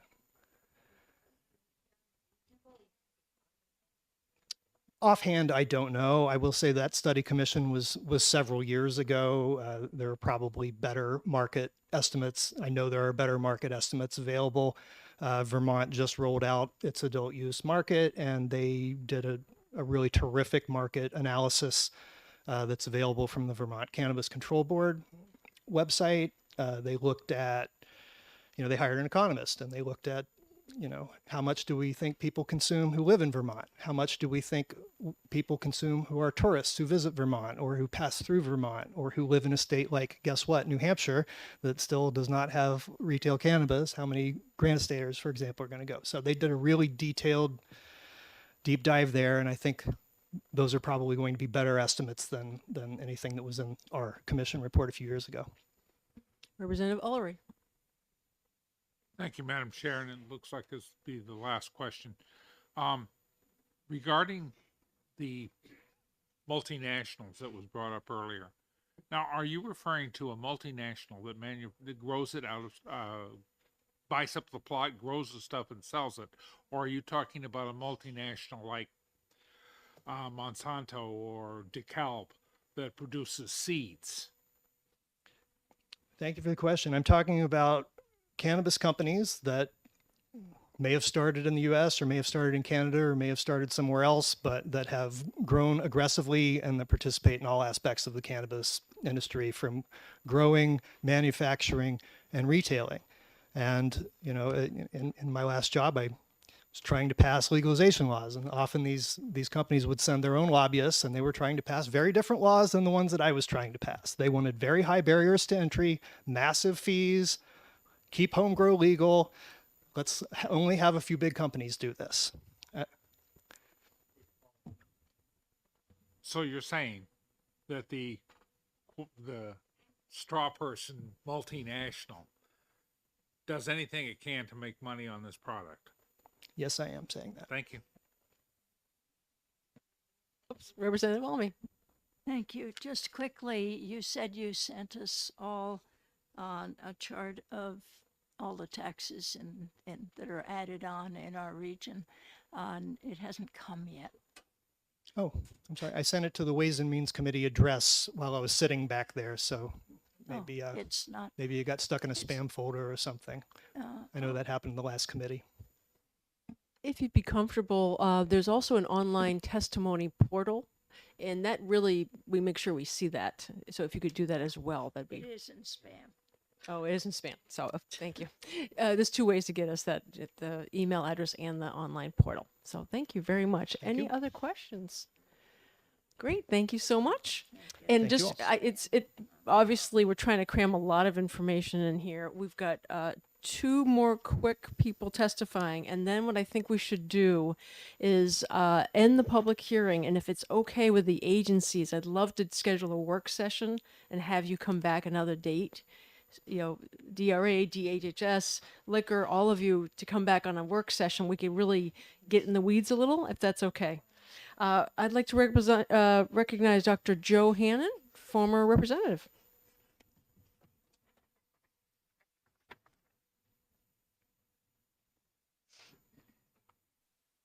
Welcome. Good morning. Still. Thank you, Madam Chairman and members of the committee. My name is Joseph Hannon. I was a public member of the Cannabis Study Commission that you heard about earlier back in 2018.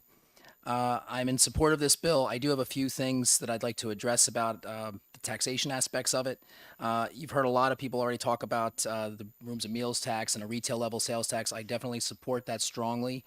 Even though our commission years ago thought that a wholesale tax would be a good idea, there have been a lot of states that have legalized since, and we've seen what has actually happened with some of those taxation agendas in other states. You know, where the revenue goes is important. The ease of how the taxes are collected and who collects them are important, but the primary concern we should be thinking about is the sustainability of the businesses and the ability to serve the consumers that they're providing to. So, you know, the primary thing we need to do is make sure that these businesses don't go out of business, because what's the purpose of having a tax system if they're not going to be around? You know, we're in a state with higher energy costs, colder, drier climate most of the year. We have a smaller consumer base than most states, and cultivation is very difficult. We've heard outdoor and even indoor is very expensive. Import taxes would not be legal once interstate commerce is going on. We don't have border checkpoints in New Hampshire, even though some people think it may be a good idea with our southern border. We don't have that. You know, another thing is we heard about cultivation taxes being applied to hemp because the seeds are considered cannabis according to this bill. Hemp products are legally able to be grown in New Hampshire and other states, and their uses are much greater than just consuming. They can be used as food, fuel, textiles, rope, you know, fabrics, ropes, you name it. There's a whole host of things that hemp products could be used for. So we don't want to get that stuck in the taxation scheme. You know, we also heard about charging by weight, And if you have the weight of a product as the primary mode of taxation, the goal of the people growing it and selling it is going to be get the most bang for your buck. You're going to make the strongest, most highest concentrated THC product you can so that you're paying less of a tax per weight. We don't have that with beer and wine because there are limits on how much alcohol is allowed in beer and wine. So unless you have a very tiered system of, 10 to 15%, 15 to 30, 30 to 60, 80%, and different tax rates for each amount of strength of THC in a product, it's going to be almost impossible to do it by weight unless your goal is to just make it incentivized for stronger products. We've seen that in the illegal market with things like fentanyl. If we tax the illicit market of fentanyl and heroin like we're planning to do by weight in cannabis, fentanyl would be much easier to sell because you wouldn't pay as much tax because it's 50 times stronger than a comparable dose of a smaller product. So if you're just comparing it that way, it doesn't make sense to do that. And another thing is, it was briefly mentioned, it's not a major concern, but towns opting out should not benefit from the business that they don't want to allow in their town. So I don't think it's a good idea to reward towns who say, well, we don't want your business here, but we'll take your money. So I think that's a good thing to leave in the bill. And lastly, we have to look at the New Hampshire advantage. We consider ourselves low tax. That's a big advantage we have. Right now, that advantage goes to Vermont, Maine, and Massachusetts because it's illegal here. So it's imperative that this go through so that we can actually apply the New Hampshire advantage to this industry so we're not losing money, not losing jobs. And this isn't a Ways and Means concern, but we heard a lot of concerns about driving under the influence and all these other things. Right now, we expect people to drive further and longer to get their cannabis to bring it back to New Hampshire. That's what's happening, the reality. So if we want to decrease that, I think we need to have it legalized in state. And lastly, we have to think about what if there's mail order that's allowed at the federal level? What do we do then? We're going to be in a situation where it's going to be like Amazon. I grew up in Philadelphia and I love the soft pretzels. I know a guy, he can get us the soft pretzels here. I don't have to pay the rooms and meals tax if I did that, but I don't do it. I have a guy who just gives me free pretzels. Sorry. Anyway, don't want to incriminate myself. And the other thing is, the same thing with other products. We're trying to tax something based on quality, and people are paying for different products. If you want to tax at the cultivation level, that would be like taxing not beer or wine or the product that's already made. It would be like taxing flour and bakeries. A baker can take some flour and make a $3 loaf of bread, or they can take it and make it into a $35 pastry at a 5-star restaurant. How do you tax that if you're just taxing flour? It's something that really needs to be addressed. So I think the takeaway is I do believe we should go back to a rooms and meals model. We heard testimony that there are more cultivators in Vermont than there are the retailers, and it's not something that we don't know how to do. We do it now. It's already being done. It's not a new tax, and I think it could be easily applied to this, and it would be the most fair and equitable way of taxing a product in a state without negatively influencing how things are grown, how strong we expect things to be made, or how safe a product it'll be. I think consumers will be the ultimate arbiter of what something should cost, and I think we need to allow that and allow that free market to occur. I'd be happy to take any questions, and I know it's almost lunchtime, so whatever you want. I think we're all set for now. Thank you. Thank you. Okay, Chair will recognize Frank Knack. I hope I get that right. ACLU of New Hampshire. Welcome.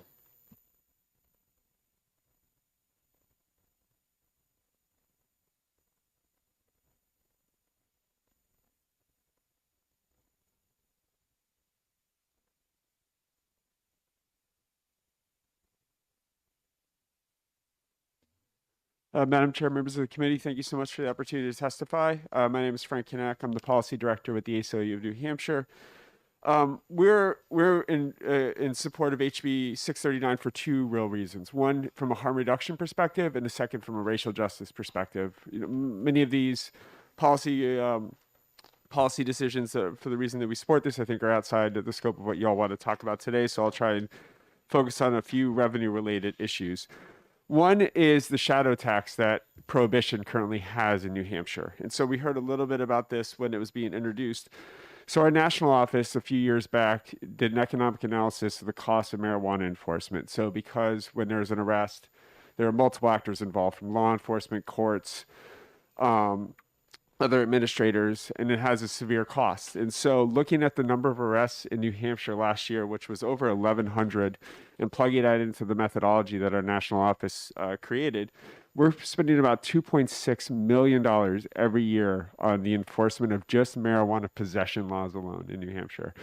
And so taking aside the revenue that could be coming in, just looking at what we're actually spending now on marijuana possession, and that 2.6 million does not include any of the collateral harms of a marijuana arrest. And so that makes it harder for an individual to get housing, to get employment, around child custody issues, et cetera. And all those have additional costs that are impacting our state. And I did a quick search of the collateral consequences that attach to any misdemeanor offense in New Hampshire. According to the National Inventory of Collateral Consequences, there are 99 separate collateral consequences that mandatorily attach to any misdemeanor conviction in New Hampshire. And so again, those are all additional harms that are having a cost on our communities. And the second piece I want to quickly touch on is the fiscal note. And so I think we heard from the chiefs that they expect there would be additional law enforcement costs. And if you actually look at the data, the opposite is true. So when the chiefs spoke last year and testified on this bill with more testimony, they talked about quote unquote spillover crime. And that when Massachusetts legalized, when Vermont legalized, when Maine legalized, there was spillover crime because those states had legalized, and it impacted New Hampshire. And so we wanted to have a fact-based discussion about this. And so we actually looked at crime stats data from New Hampshire Department of Safety, beginning in 2016 when Maine legalized, 2017 when Mass legalized, 2018 when Vermont legalized. And so when they testified about that last year, crime in New Hampshire between the first year of legalization and that most recent data was down 22%.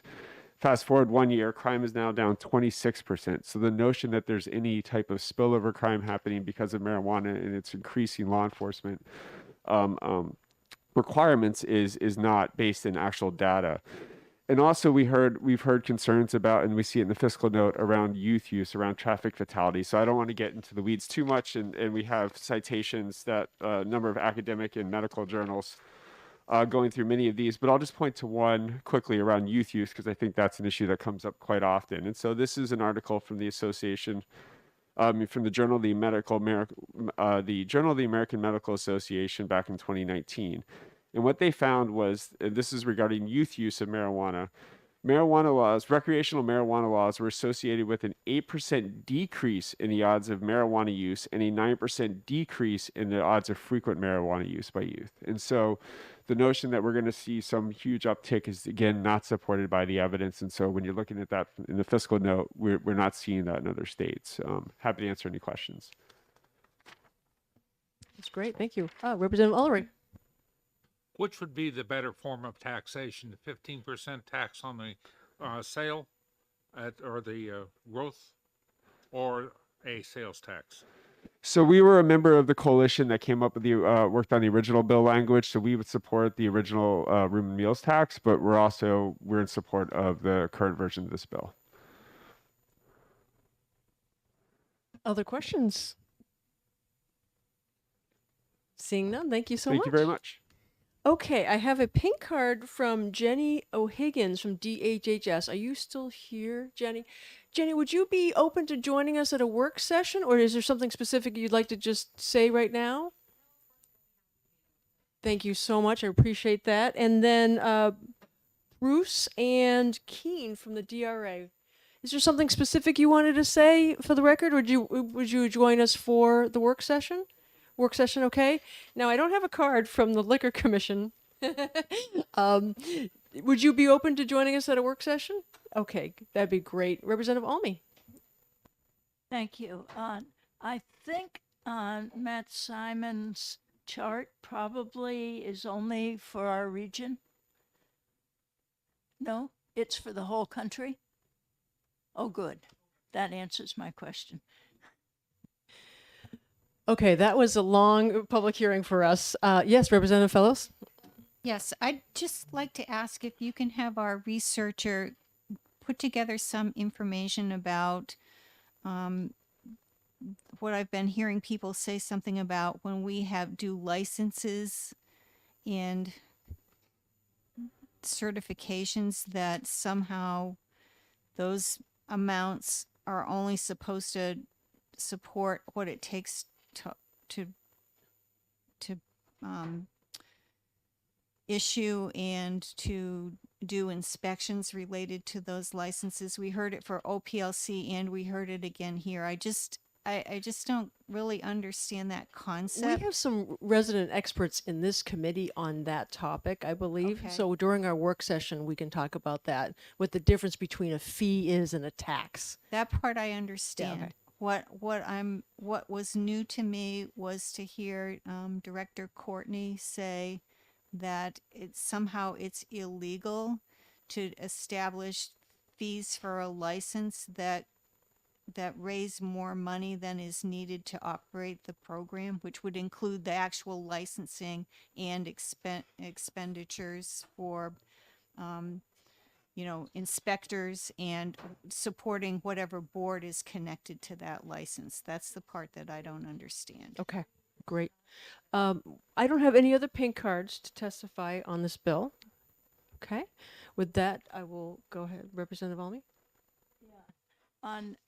With regard to the previous question, we were taught long ago in this committee that there's a 125% rule, 25% for general administrative costs of the state. But I also had a run-in with the comptroller on dedicated funds a couple of years ago, who we had a dedicated fund which is still now charging enough that 70% of it lapses to the state every 2 years. And she said that as long as this was written into the law, which it was, that it is legal and that we can't touch it without going and putting in a special bill to change that law. Now, I'd like to get the comptroller in here to try and get that figured out, because OLPC is also going in the other direction. And I think it doesn't just apply to here, it also applies generally to how we handle things. Thank you. Okay, with that, we will close the public hearing on House Bill 639, and we will schedule a work session. So please, all of you who are here, if you'd like to join us for that, that way maybe we can pick your brain a little bit more. Thank you very much. So the committee will take a break until 1, and then we have another public hearing at that time. Thank you.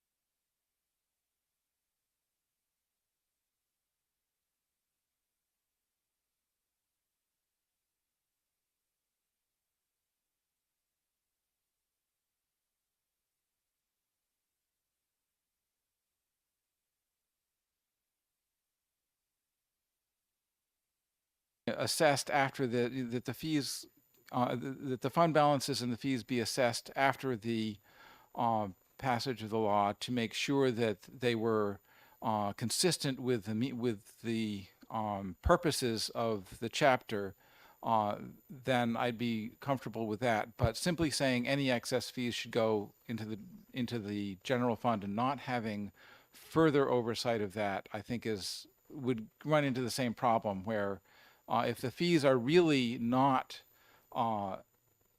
in line with the amount that that's needed to fund the program, and if they're excessive, then the fees should be reduced. If they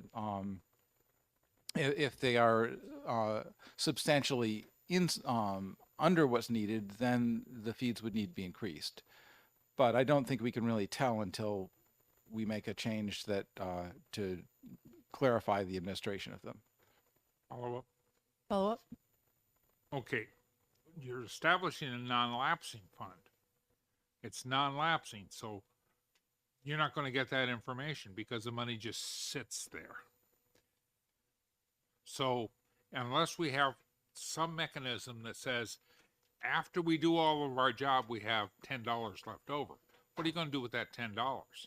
Is the question. Right.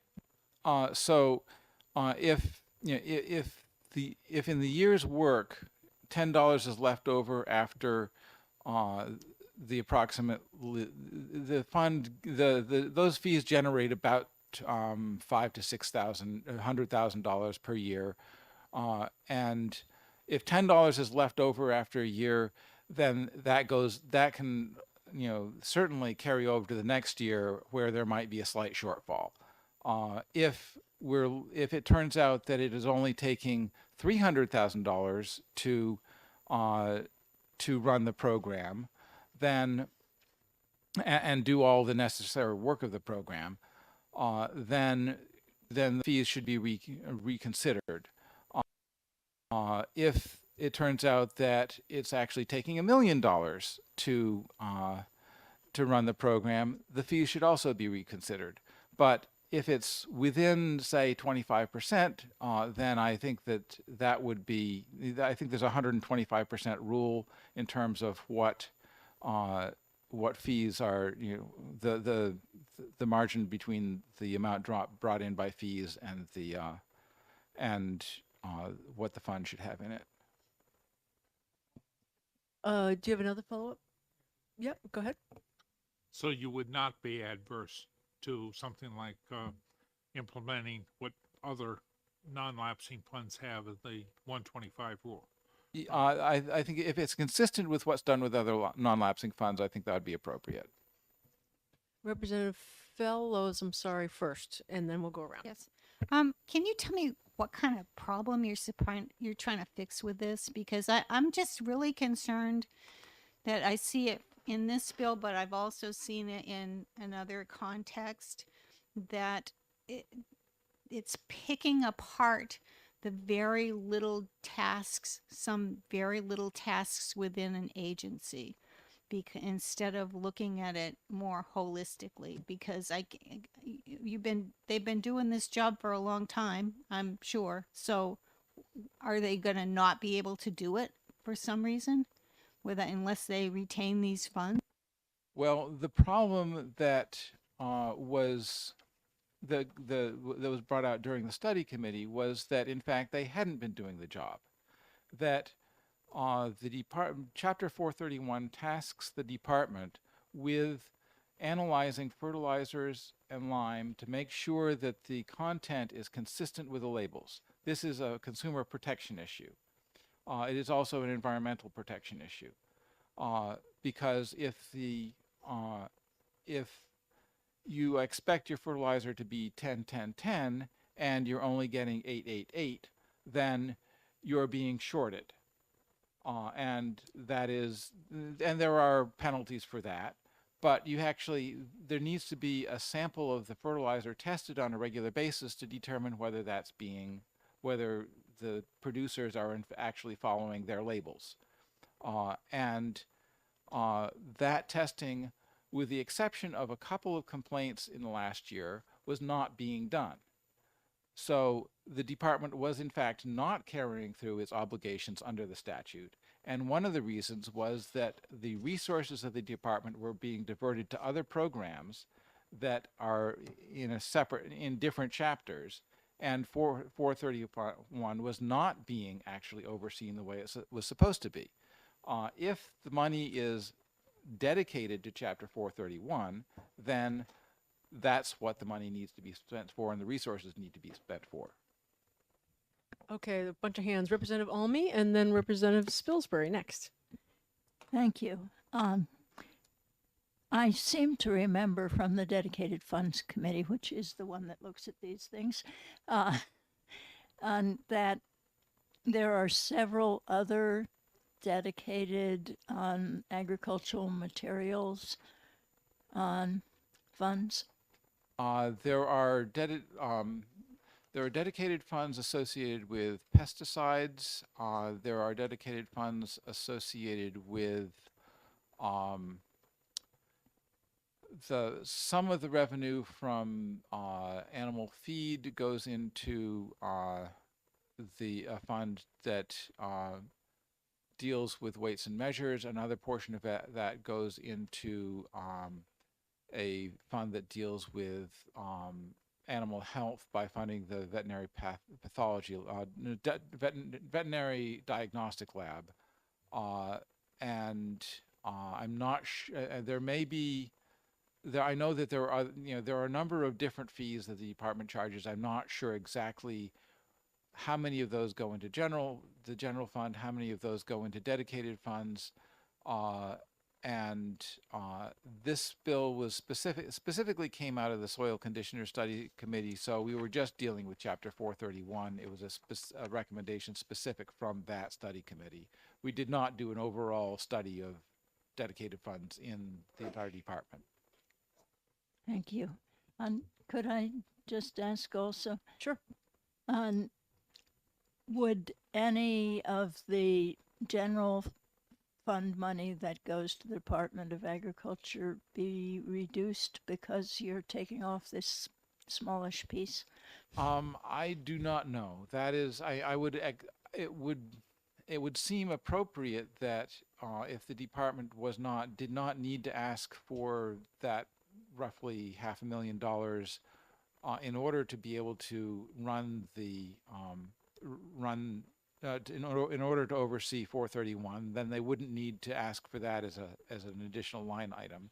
It would depend on exactly what they asked for would depend on the balance of their program costs and the revenues. And I don't know. I don't have access. I did not look into the details of those costs and revenues. Representative Spilsbury. Thank you, Madam Chair. From what I'm hearing, I believe that you are recognizing that there could be an evolving imbalance between the fees generated and the costs to fulfill the purpose. It can go in either direction. So I would have thought that the way to maintain a dynamic balance between the fee and the anticipated costs is through the biennial budgeting process. What's the incentive if we have a dedicated fund where the fees can accumulate to periodically revisit and rebalance the fee versus the costs? And I have a second question, if I may, to follow. Okay, so I don't know that we could. It could be amended so that there was some rebalancing mechanism included.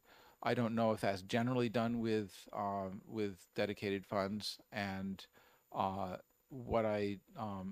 if that is an ordinary practice of this committee, then that would be appropriate. If there is a marked imbalance in terms of a shortfall, that is something that the commissioner of the department could say, okay, this dedicated fund covers this proportion of our costs for the program, but we're going to need more. and from the general fund.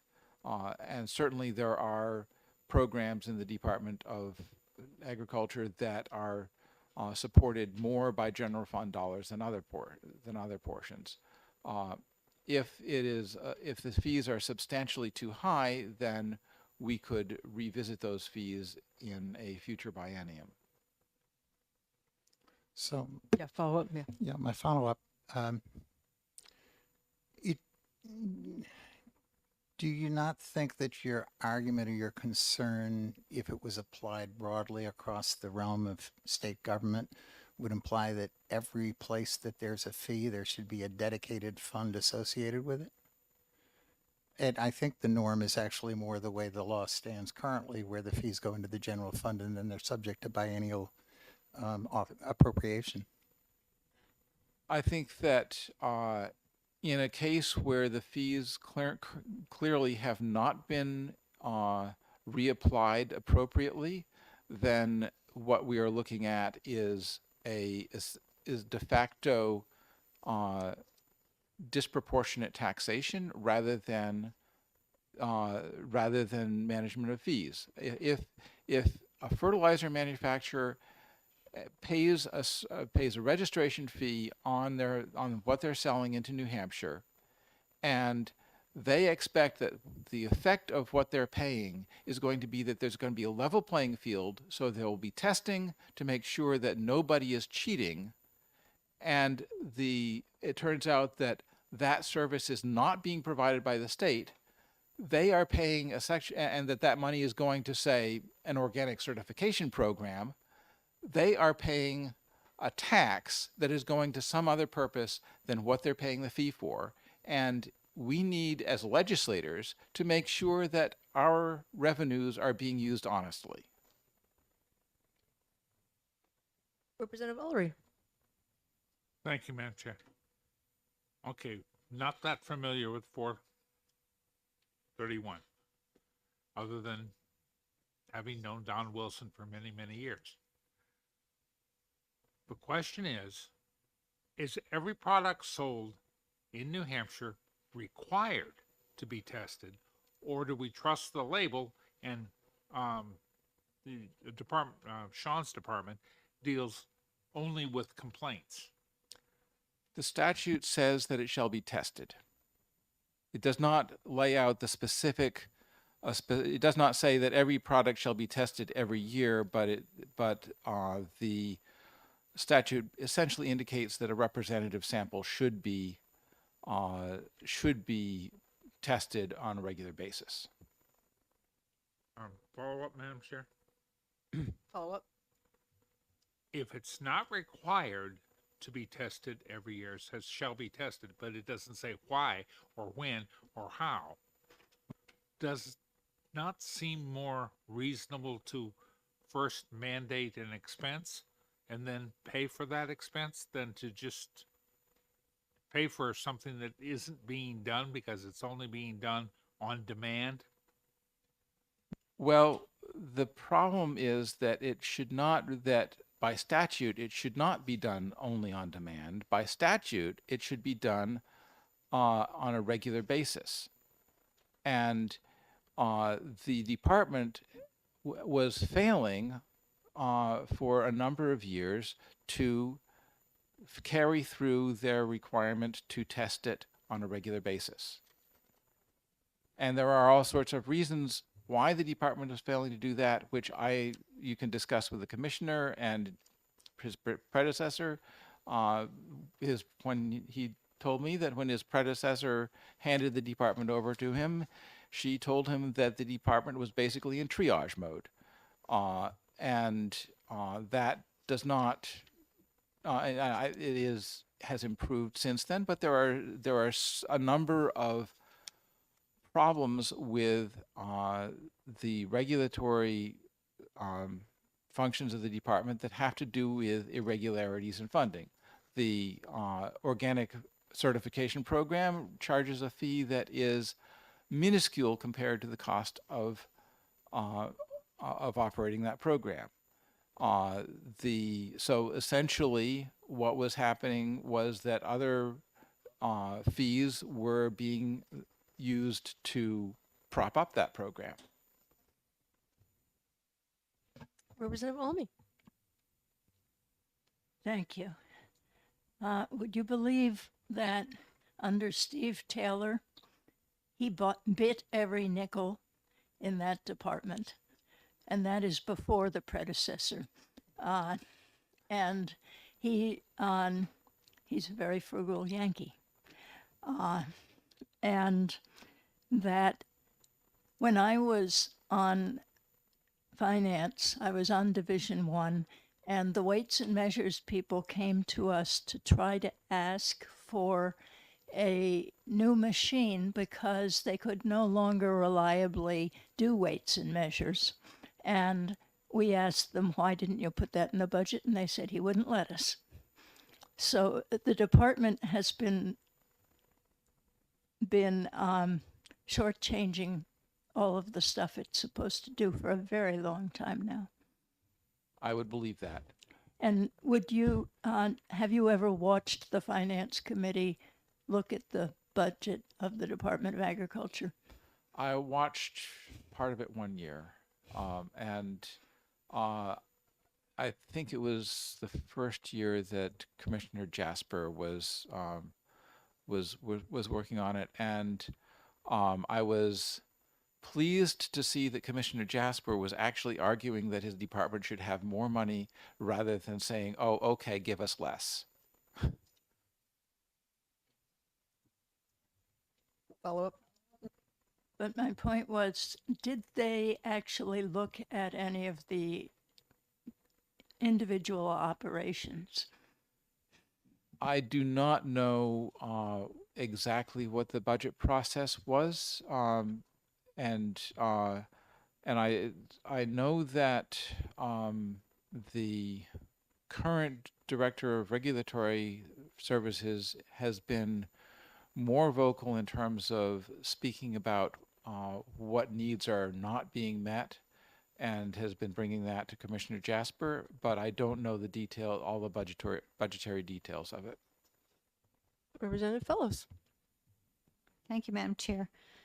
Not sure where to even start with this. One thing I know from being on the commission that recommended how to license mushroom harvesters is and that was like 4 years ago. I know that they have an issue with their database for the whole department, or lots of things that they have to keep track of. And that seems to me that I've heard that the governor was, I think, agreeable to giving them some money to get that, put money in the budget to get that database updated. I think I heard that when Commissioner Jasper was up for his renomination as commissioner in the spring. And then I also look at this and I see that you're telling us that they only did 2 fertilizer samples last year, but the fiscal note says they did 4,498 samples, or it says fertilizer registration program. But well, okay, maybe that's it. They have to register their fertilizer, but it only gets sampled. Only 2 out of 5,000 were sampled. I just the whole thing here is just not fitting together for me. I understand that they need a new database and that's mentioned in the fiscal note, but if this is all a mechanism to get them a database, I don't think we need to go there. I think that just needs to get approved in the budget. So do you agree with that, or can you shed some light on that? I can shed some light on that. The database is a different bill. It went before Finance last week. Finance retained it with the intention of putting in the budget, and that database is so essentially what that bill does is it provides the setup cost for the database. The maintenance costs for the database will be paid for out of fees. And that database would be covering more than just the fertilizer, but the fees would be that are produced by fertilizer and the fees that are produced by other regulatory programs would contribute towards the cost of doing the database maintenance. So that database is something that is desperately needed, and it is being done in the budget. In terms of the handling of the fees, the way that this the way that this bill is written in terms of managing the fees is that some of the cost of the some of the fees that come in through this will go towards maintaining the database. Some will go towards the costs of doing the product analysis. Some will go towards the process of doing the product registrations. So every time a fertilizer manufacturer or distributor wants to sell a fertilizer in the state of New Hampshire, they have to submit a label and an application to do that, and then those labels are processed by the people in the department, and there's a fee that is for that process of registering, which is $75 per registration, and that fee is intended to cover the cost of both processing the registrations up front, maintaining them on record, and doing periodic analysis of the product to make sure that it actually meets the label. So the reason for putting this into a specific fund is to make sure that these monies are in fact used for those purposes. Follow-up? So I'm not going to go into like, do we need to be, registering the fertilizer? That's a policy issue. But just in terms of the money, if the general fund is going to pay for that database, doesn't it make sense that some of the money from these fees should be lapsed to the general fund? And otherwise, you're going to get into this, like, I think it's called cost accounting, where you nitpick like every little minute of like an employee's time. And you're going to have to hire people just to keep track of that. And I'm not going to say anything more. So essentially, the setting up of the database is a capital expense, and it makes sense to pay for that out of the general fund. The ongoing maintenance of the database is a maintenance expense, and that will come out of the fee income that would be in this dedicated fund and in other funds that the department has access to for their other registration and licensing programs. Representative Platt. Yes, from your testimony, which I just mislaid, there's a line in there about the fees aren't generating enough to cover the cost of testing, and that's why so little is being done. I'm paraphrasing. Why aren't you here asking for an increase in the fee? Okay, so it's not that the fees are insufficient to do the testing. It's that the testing has not been done, and the reason that the testing has not been done is that the resources for that testing were diverted to other programs. Other questions from the committee? Okay, thank you so much. Thank you. All right, I do not have any more pink cards. No one else is here to speak on this bill? No. Okay, so we will now close the public hearing on House Bill 494. All right, guys, good work today. Safe travels tomorrow. Everything is canceled for tomorrow. Everything. I believe so. I did I was looking at an email from Paul Smith. I'm pretty sure everything is off tomorrow. So, enjoy yourself on your snow day. Plan to be here at 11 a.m. on Wednesday. Representative Spilsbury. So our agenda for Wednesday includes executive session on the cannabis bill? Keep in mind, whenever we know we're going to have an exec session, I try to list as many things as Yeah. possible. So I'm- So if we're ready, we can do it. I wasn't sure. Just trying how to the get to what committee- you think we will be doing. Yeah, on I wasn't sure how the committee would feel about the bill. And it to me, it's very apparent that we need a work session on that bill. And because we didn't even hear from any of the agencies that are impacted by it. So we will schedule a work session on that. So we will not exec And 6:39. am I correct that we have until March 30th to get out a second I committee believe bill? so, because it's a second committee bill. So work session that includes a good robust discussion after we hear from the agencies, that would be great. It will be, yeah, it'd be part of that whole thing to be go through that. It's obviously a big bill, but if we try to keep focused on our piece, but still, there's still a lot to think about there. So yeah, and what I don't know is when we can schedule that work session, because we don't know if we're going to be here next week in session for 2 days or 3 days. So I don't know how much you can do here, but yeah, go ahead.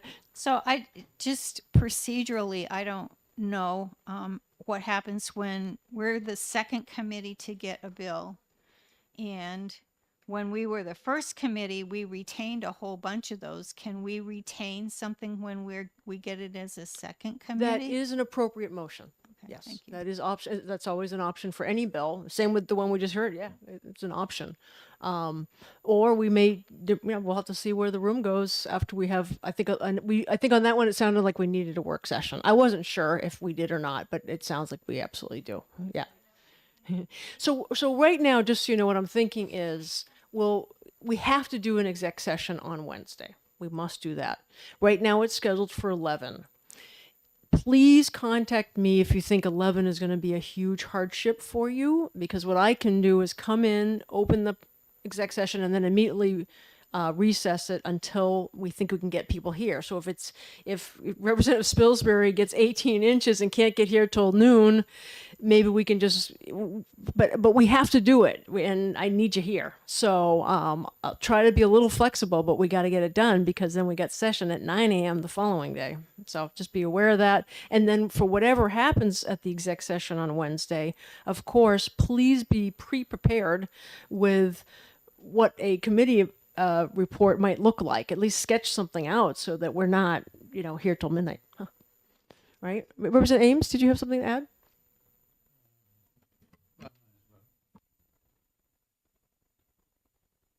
Yeah. Yeah, I was just on the cannabis bill. I think, we may divide one direction or another, who knows?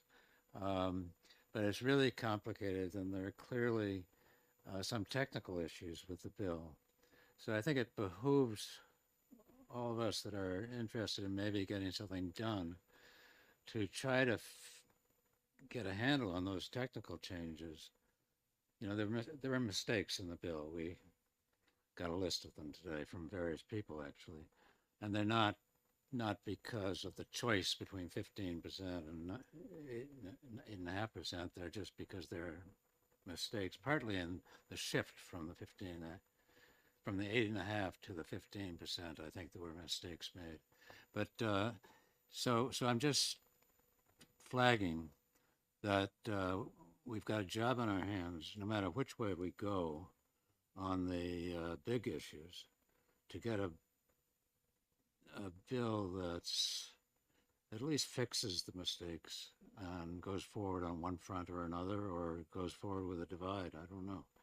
And That's a very good point, because there are some there's some wording issues and syntax issues. We have our committee researcher here. Interestingly, the liquor commissioners who were here did not even give us a pink card. It's like they didn't want to testify, but would they be able to do that deep dive amongst them? I mean, in their agency, to do the deep dive and help us identify the fixes that are necessary? Do they have that capacity? I'm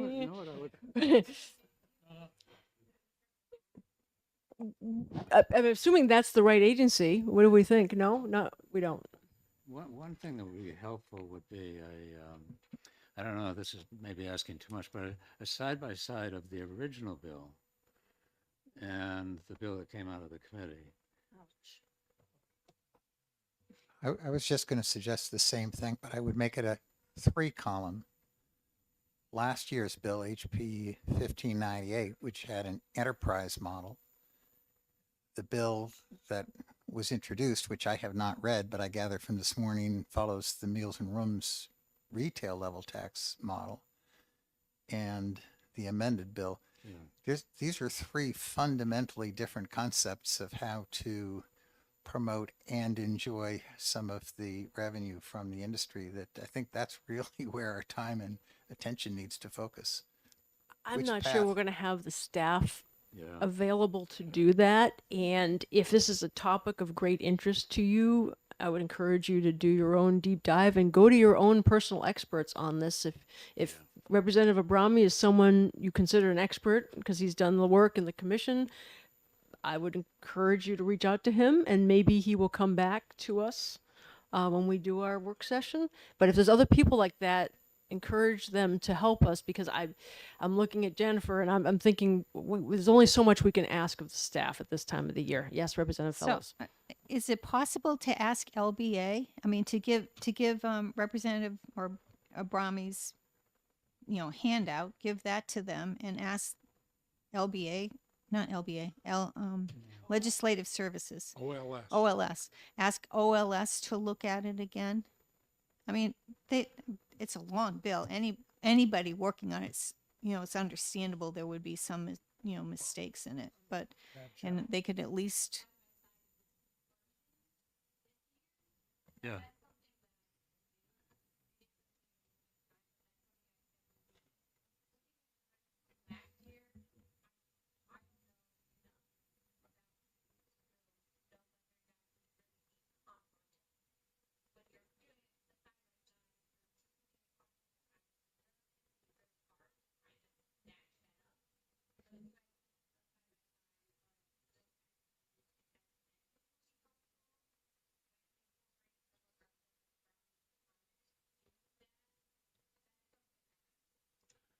Madam Chair, Representative Ellery?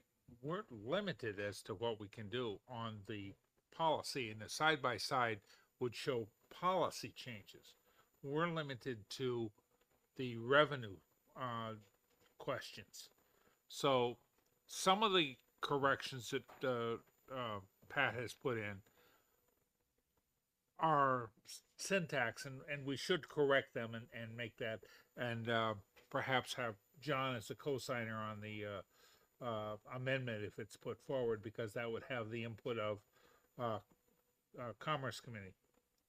So it would be policy coming from them as a Scribner's note type of an amendment. That can be taken care of.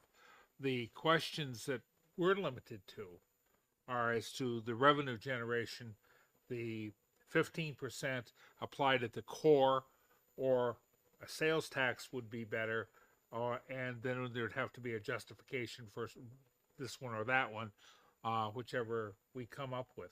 I think that may be a division of work assignments that may be beneficial to correcting all of the problems within the bill, not stepping on any toes, if you will, and getting the thing back on the floor, even if it has to be a floor amendment for some of the crossing of T's and dotting of I's. But I'm offering that as a suggestion to the committee, because we're limited on this bill as to what we can talk about, which is money, not crossing T's and dotting I's, but money. So I just 10 cents, not Representative Almy? inflation. Yeah, two things. One, I believe that Representative Ames has probably already found all of the editing problems. He was talking about it the day after we got the bill. But aside from that, money includes appropriations. Yes, it does. because the finance committee doesn't get to see this. And also, I think it would help if all of us tried to segregate out the tax structure versus the appropriation side versus any editing things we think somebody might have missed, and have them with them whenever we've managed to get to the work session, so that we aren't going from one topic to the other, forgetting what we just said. Representative Ames, did you have something else? Yeah, just, I would welcome that side by side, the two pieces. I agree with you that the bill last year, or whenever it was, 2 years ago, last year, I guess, there was a big policy issue there. It was an enterprise model, and I think there were probably pieces of this year's bill, 2 versions, but the main thing was it was run by the Liquor Commission, and that's where the debate was. That's where we got hung up. That's why it died in the end, I think. But I would set that aside.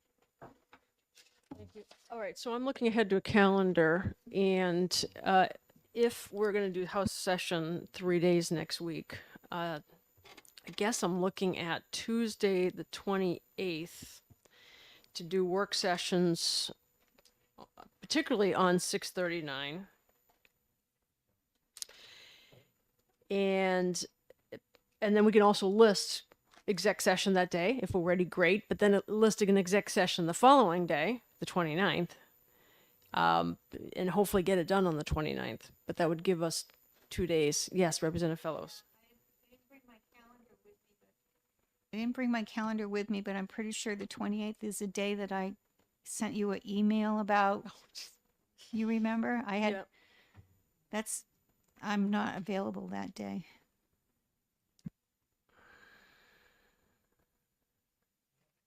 I'm going to find it. Yep, that is the day. Well, the only thing is we're kind of getting shy on time. I can't imagine you guys would want to be here next Friday. Other thoughts on dates?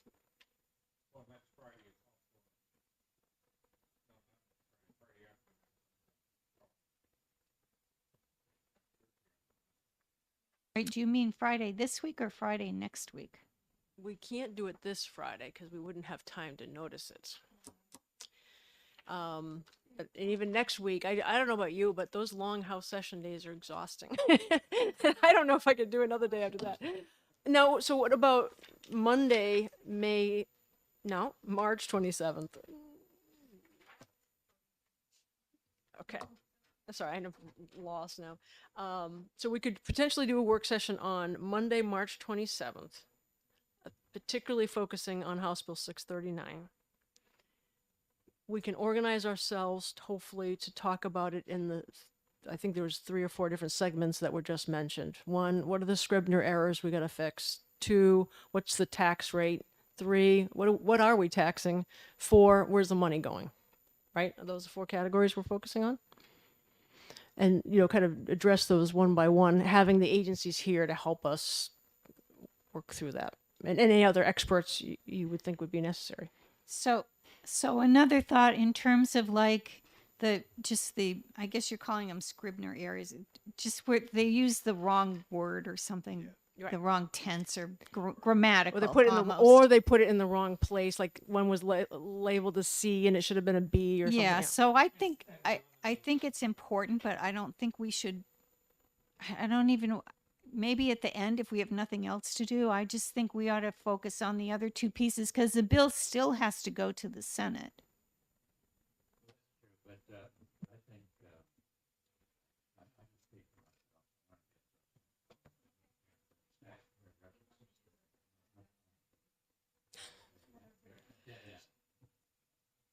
Yeah, some people are very, very good at that. And if you are, please do that on all of these bills. Another element that I think we talked about too is the whole rulemaking and the fees. Where are the fees coming from? So that's another topic we really have to focus on. you know, what level of fee is appropriate. So if we could kind of do it in those categories at least, I think that'd be helpful. Your thoughts?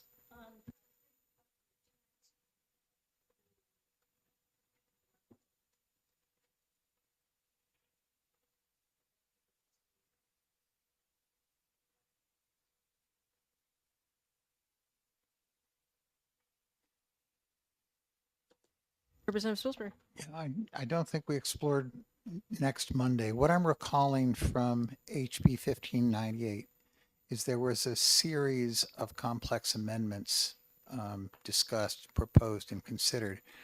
I don't see any realistic opportunity to get into that kind of dynamic if we're meeting 2 consecutive days at the end.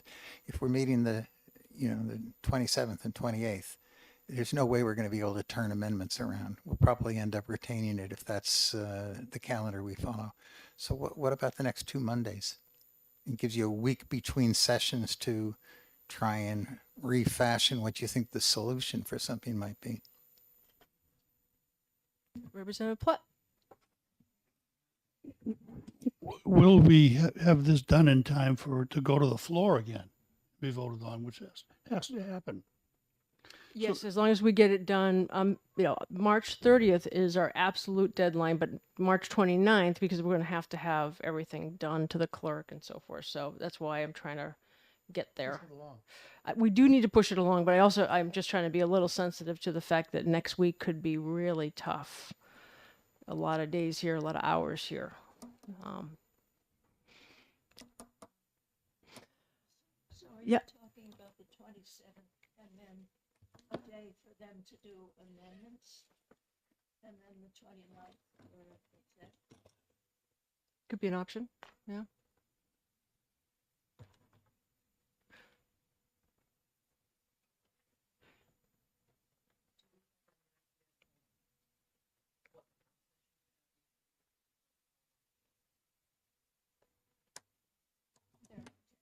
No, I don't think there are any because of the deadline is being that week, right? Yeah.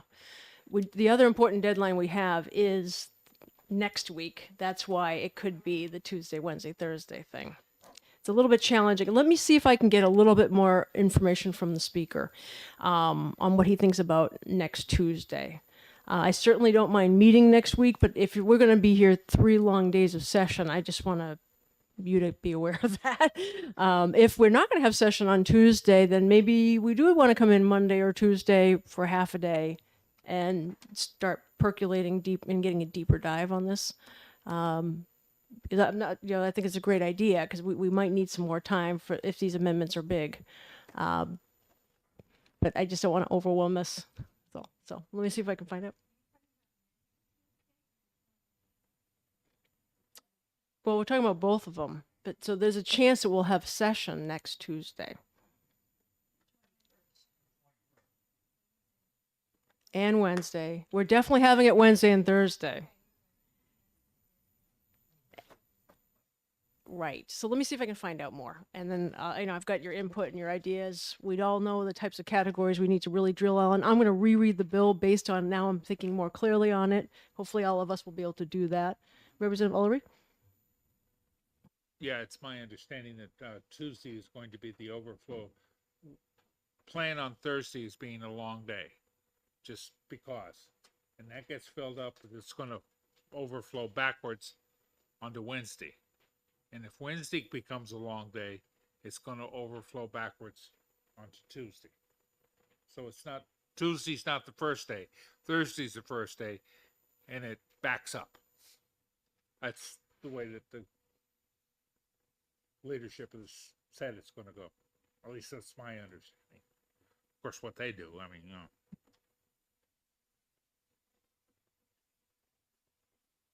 So I don't have any decisions quite yet. We'll have to see if we can get a little bit more information. Okay, good. And we'll communicate as best we can. And I will definitely see all of you on Wednesday. And if you think, that morning you're going to be a little late or something, let me know as soon as possible. Yes. I have thank you, Madam Chair. A question that's on my mind. I'm just wondering where the room's at with this cannabis tax. And if people would prefer, if the room prefers the 15% farmer tax, the meals and rooms tax at 8.5%, or the tobacco stamp tax. I mean, it doesn't sound like they considered that. So I'm just kind of curious where the room's at. So when I'm looking at this stuff before I go to sleep tomorrow night or tonight, I am not prepared at all to answer that question. I feel I didn't think you were, have but I to thought maybe we. absorb this, but maybe other people want to comment. Representative Almy. I think that I'm want to look at a version of the tobacco tax. We did a separate vape tax thing, and it was put in very low because the Senate insisted on it, and it produces practically no revenue. But we did do that, and it's enforced by the Liquor Commission. And I think it could be a good alternative if we're looking at some kind of a tax that's got several levels to it and several rates to it. Representative Spilsbury? I think that the closer we look at the concept of taxing the ingredient, the raw material at the cultivation end, the more problematic it's going to be. And I've been turning over in my mind the timber analogy as well, since I had missed that one. And, I think this is very different. You're talking about trying to tax something that's an ingredient that gets fashioned into many different final forms. I think we would be far better off to look at a lower rate on a final product, and then all those variables basically work themselves into value.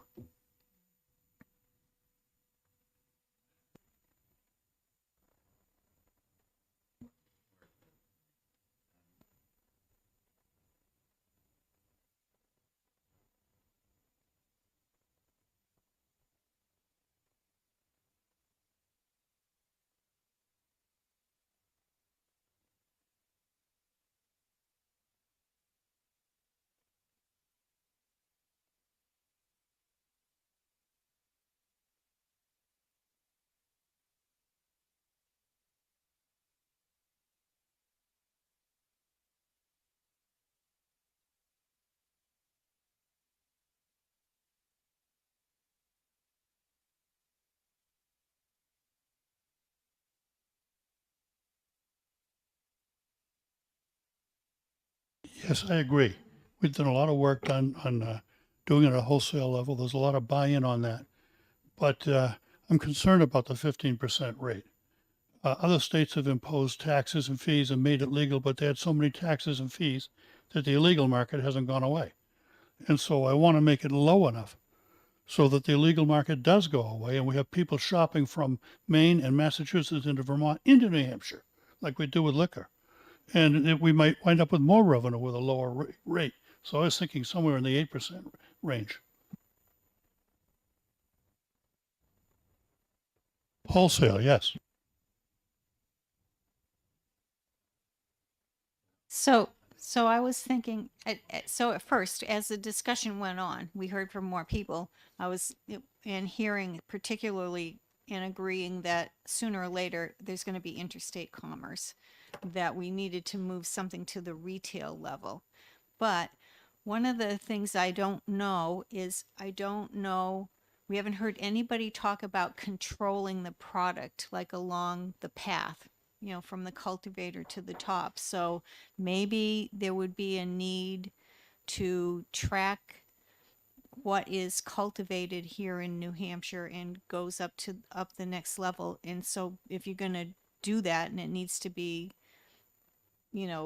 some kind of stamp put on it that, we've looked at this and we acknowledge that this batch is going somewhere, maybe a very small fee or something. Just mostly it's kind of like the mushrooms. The wild mushrooms, when they're harvested, they need to have a code on them that will tell you where it was harvested and by whom it was harvested. So there might be like some kind of small processing fee to go to that. So I don't just want to wipe it off the books if we need it for tracking to make sure that the product is safe. But overall, I think we mostly need to focus on taxing at the retail level.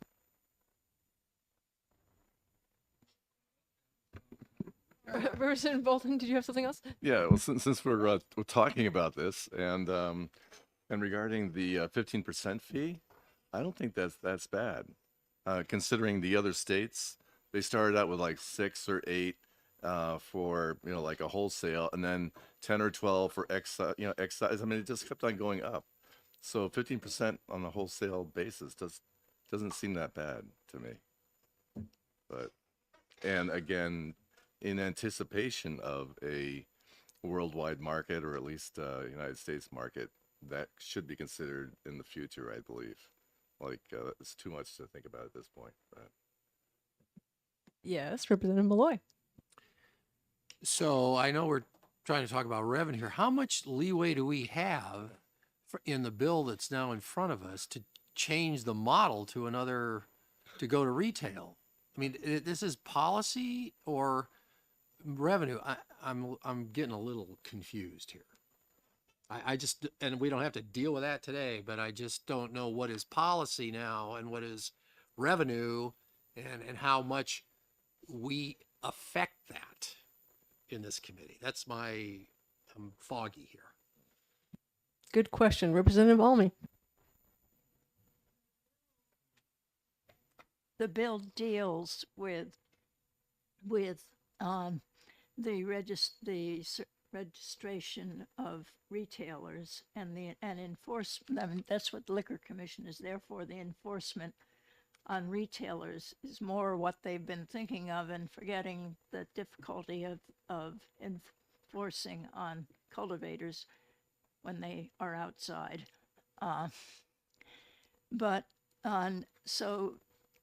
So putting the tax over at where it was in the beginning at the retail level isn't really a change in their policy, I think.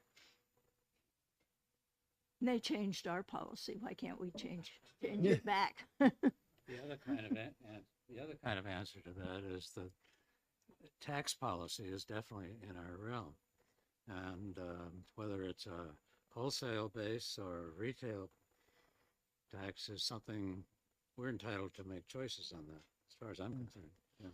Yeah, and if I can jump in, I would think that a retail base, what about the distributors? I mean, if it gets taxed at the distributor level, the next step I understand is the retail level. If we tax it at the distributor level, wouldn't that cover all the bases, would avoid cheating? We can determine what the impact is on the market that currently exists. I don't know. That sounds like that tracks more the gas tax and the tobacco tax. So yes, I think that's a choice. But one consideration for what you just said, though, is we heard about that vertical integration, that they can't, if it's one company doing all of it, right from the seed right up to the retail, where do they put the cut line?